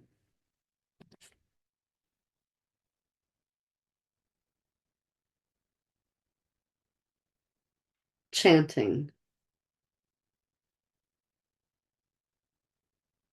Now Bailey, American Indian symbolism, obligation to keep it confidential, comma, feeling as though God wasn't present, comma, and chanting.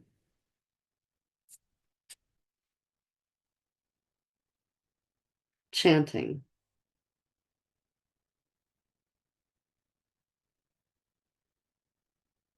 American Indian trigger words, comma, rule to keep quiet, comma, feeling as though God was not present, comma, there were curses placed on us should we reveal anything, comma, and there was chanting.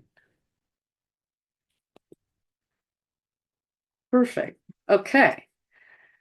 So, didn't know that when I started this whole process. So that is everything. I think I've been at it a couple hours, maybe 3, and this is 5 parts. So, yeah, you got to invest some time and energy. Now I'm going to check off my checklist. My worksheet is done. I put the date that I did the worksheet. It's kind of irrelevant. I might need it later. That's why I put it there. I will put this by my bedside and we will destroy their prisons tonight. One last piece of the pie to do here, and it's not really on the check sheet, but it goes along with the journals. And that is taking the journal. Okay, so I saved it. I'm going to close it. Close that out. I don't need this anymore. I probably should add on here for you guys to, let's say, record information that you just got, record info in journal. Okay, so I can check this off and check this off now. I'm gonna get rid of this because this is my blank. I don't want to. Okay, so I'm trying to fine tune these things for everybody. That's why I'm doing it in front of you all. Okay, excellent. So save that. The worksheet's done. All I have to do is, and now when I destroy prisons, you'll see this part right here. So as I'm sitting by my bed, I have a pencil there and I'll write down what it is. And then the next morning I'll come in and just quickly jot it into my PowerPoint. Once that's there, then I'll file the paper away and all 5 of these parts are finished. They are co-conscious with me. And that's the process. Um, let's see. Okay, I still need to do that. So let me take this entry, I'll say done, share it, send it to my email, WAR, send. So the last step is going into my email. Ayahuasca. I couldn't spell ayahuasca, neither could my dictation. So my mail, there it is. I just sent it to myself. I'm going to copy it, paste it. There's the copy. I'm going to paste it onto a Word document. Paste. I need to spell ayahuasca correctly. Oh, dang it. And I just, ayahuasca. It is AYAH. Copy. Gotta put it on the notepad. Paste. Copy. Get rid of that. And put that in there. Paste. Because I didn't know, doesn't know how to spell ayahuasca. Okay, so I'm going to say File, Save As, Browse, go into my drives, SRA, Journals, and I'm going to put it here under today's date, and I'm going to put HC, Health Checklist, for the main guardian, Barty Bart. So I don't have to list out all. So I will say save.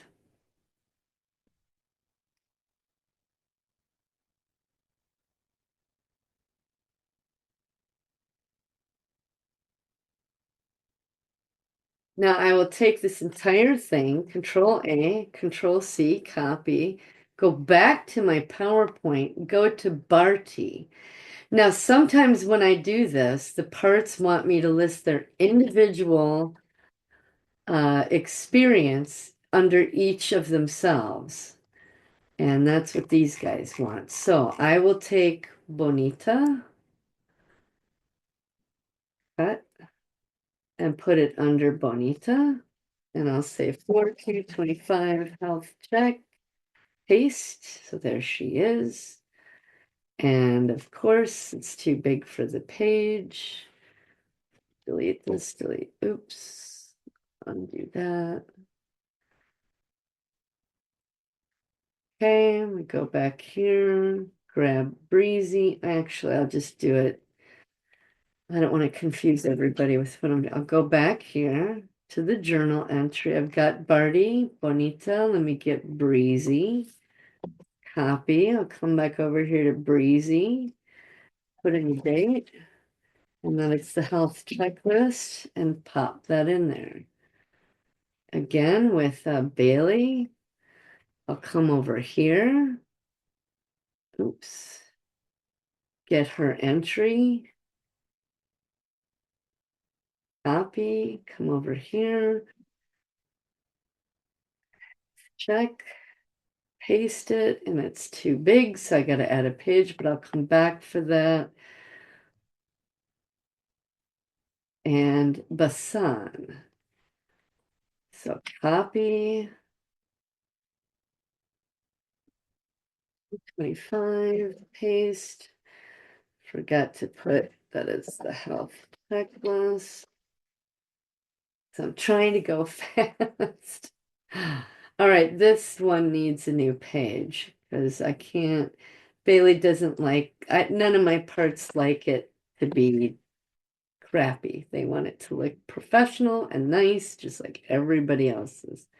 And because she's got another page, I got to copy and paste and update her page. Okay, so everybody's fits. Everything's good. I can hit save. I am now done processing these 5 parts, and the things that I learned along the way, I could have never, well, I won't say never, you all might have a different process or way of getting to it, but the details, let me close this out, save, close, close. Anyway, stop sharing. The details that I got along the way, I didn't have this morning, didn't even have 2 or 3 hours ago, but I got it along the way, didn't I? So these parts are not only present and existent, they have a new life. Existence, a new life. I know what their body issues are. Now, will I remember them personally right here and now? No. But I can go look it up, can't I? If I have issues with my throat or chest or hand or wrist, I can look in that column and say, wow, I got all these parts with issues with their pinky finger or whatever, and go work on TED, focus on the pinky finger, and not just help Basan or whoever, help all of them that have issues with their pinky finger or their neck or their knee, right? I've got this chart I can look at and go, okay. Or what I can do is each day is say, I'm going to do TED each day. And today I'm just going to whack the crap out of the neck. Every single part that has a neck problem, jump in here. And I'll start alleviating my neck problems. Every single part that has a problem with their elbow. Again, you don't have to know them individually, but if you want to, you can find them. Or if this process started with the body memory, you can work on TED, focus on that area. Like I had a twisted ankle, started a body memory from one. So I hit the ankle on TED and it pulled the part up. The part was able to release the pain and now start talking about its experience. So they all interlink and feed off of each other. The TED, the pillow talk, giving him tour of the house, doing the just all the charts and graphs. I had no idea I was raped during that incident, but now I know, right?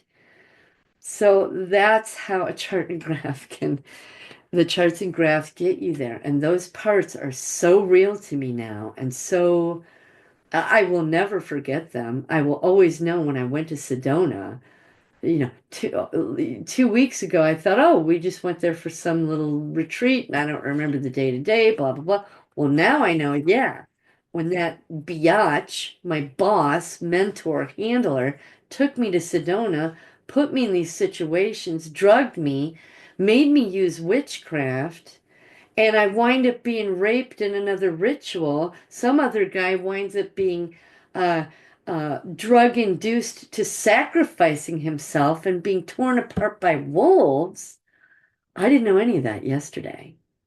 And 3 hours worth of work, or however long this is, now I know and I'll never forget. And these 5 parts, that was 2 days out of 10. So now that I got the 2 parts, pulled up 3 more.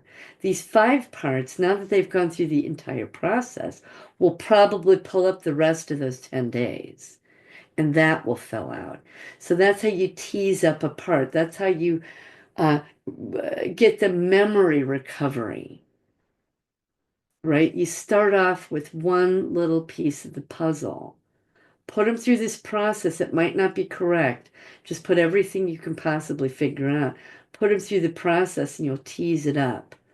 And that one part, you'll add 3 or 4 and you'll go, oh my goodness, I recorded him wrong because he was telling me really about him. So you saw how I had to correct and change things.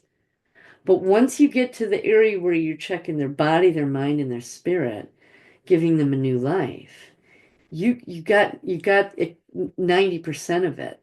And the body, mind, and spirit chart gives you the finer details. So anyway, I'll let y'all go. I have no idea how long this has been going. I'm sorry if it's long, but I'm not sorry because you can see how it works. This is how it works. The charts and graphs are available on my website. I'll show you that real quick. Share. Let me pull up my website. It's right here called Take It to the Next Level Healing.com, but it's also can be reached just at WarLynDi.com. If you don't want to type all that out, WarLynDi.com. I own both URLs. They're both mine. They both link to each other. And I say memory, recovery, and healing because you're recovering it. And now that you know what's wrong with the part, you can heal it. So that's how the memory recovery happens. So this is the website, and if you want the charts and graphs, it's just over here. Now you can click that link and it will show you them, right? But you won't get to the charts themselves. Go to the drop down here, downloadable charts and graphs. And I'm going to try to update these today because obviously the worksheet changed. And all you have to do is click this and download the charts and the graphs. And they have instructions with each one. I didn't do the map. Maps are so uniquely different. This will help you see how mine evolved and changed over time, and it will give you a little bit of guidance on where you get to. So this is where the charts and graphs are. And also here, the health check is what we just did. The life log. This is another form that I used because sometimes, I'll show you that real quick. Sometimes I could remember the dresser in my room where I was putting ointment on a wound, but I couldn't remember what city it was, what state it was, or what incident it belonged to. So I thought, well, how can I sort that out? And where are you? I forgot. Is it under IFS? No. I'll just go to the website and where is it? Blank forms. Life log. What I did one night was I pulled out all my resumes and I remembered I was at that place and I worked at Best Buy. Okay, so I could pinpoint the years that it was in. So whatever information I could find, okay, I knew what my job was. I could remember the dresser. And by finding the job and remembering the pet I had at the time, or I would maybe this would get mixed up with this, get mixed up with this, but by separating it, what car was I driving? What was I doing spiritually? Was I in the New Age? Was I in Scientology? What? So I might get three or four of these clues, but by lining it up with my resume, which I put in, I was able to find my old addresses and locations, figure out how old I was, what year it was from my resume. I was able to start filling out other things. So that's what the life log is. I won't really show you mine. But you get the idea. This just helped me sort. I had one night where I had like eight different memories, but they were all the same thing. And I was like, but yeah, I lived in this house at that time and that house at that time. And what year was it? What city was it? What state was it? And I'd go, oh yeah, I was working at Best Buy, or I was working at Crystal Dreams, and so I could pull out my resume and go, okay, these were the years, and I had this for a pet. So it just helps you put together different little details that you're aware of consciously, but you can't connect to them in the lower levels. So what it does is it starts to bring the two together on that chart. So anyhow, I guess that's it. I'm kind of out of breath. I've been talking for so long. Thank you all for listening to me blather on. I hope this is helpful. It really has been for me. I'm starting to work with I've got what three, four other people that Jon Uhler has sent my way. Um, I told God that I would do the first 10 people for free. I don't have a set price or anything, but so I have two more slots open if you would like free individualized 1 or 2 hours per week with me to get you started. After that, my time has a value as well. It's awkward for me to say that, but it is. So, throwing it out there, I've got two more slots open that are free because God asked me to do the first 10 people for free. And anyhow, thank you all for listening. I feel so blessed that you think I have something of value to say. I mean, and this is a value. It's been a value to me. I hope that it works for others. And for those of you that are not computer literate, I am willing to get you a little, somewhat computer literate. That's what I'm doing with two of the people that because it's only two forms, Excel. Well, no, it's the Excel, Word, and PowerPoint. And I'm assuming you all know how to use emails, but it's about copying and pasting, copying and pasting. So there will be a learning curve when we first start on how to use the software, but or if you have a friend or someone that can get you up to snuff, then when you contact me, we can just dive in. Either way, I'm willing to get you there. Okay.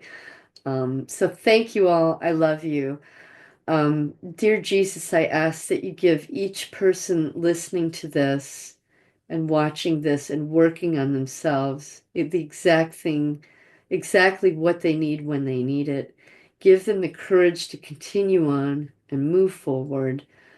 Um, Let them see that there's a light at the end of the tunnel.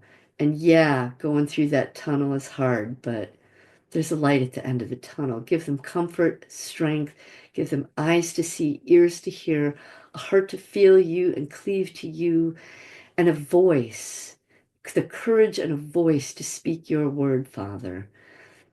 I ask you to surround them with impenetrable shields of love, with your holy angels standing guard, to guard them, their homes, their properties, their pets, their vehicles, their travels, and their workplaces. Surround them with impenetrable shields of your love, with your holy angels standing guard. And please send your warrior angels in times of spiritual warfare. Jesus, I ask you to help them to see, hear, and feel any open doors they may have to evil and to close them. I ask you to bind all the powers, principalities, spiritual wickedness, and dark forces in all places on all planes of existence from them, their loved ones, their homes, their properties, their pets, their vehicles, their travels, and their workplaces, and to block any and all astral projection to them or from them. Dear Lord Jesus, please give us all strength and courage and that light at the end of the tunnel, because I know it's there, and I want you all to know it's there. Okay? This is doable, but it takes time. All right? I love you all. Take care. God bless you, every last cell of your being, and every last one of your memories. Sorry, I know I'm choking up, but I love you all. God bless you, and I'll see you next time.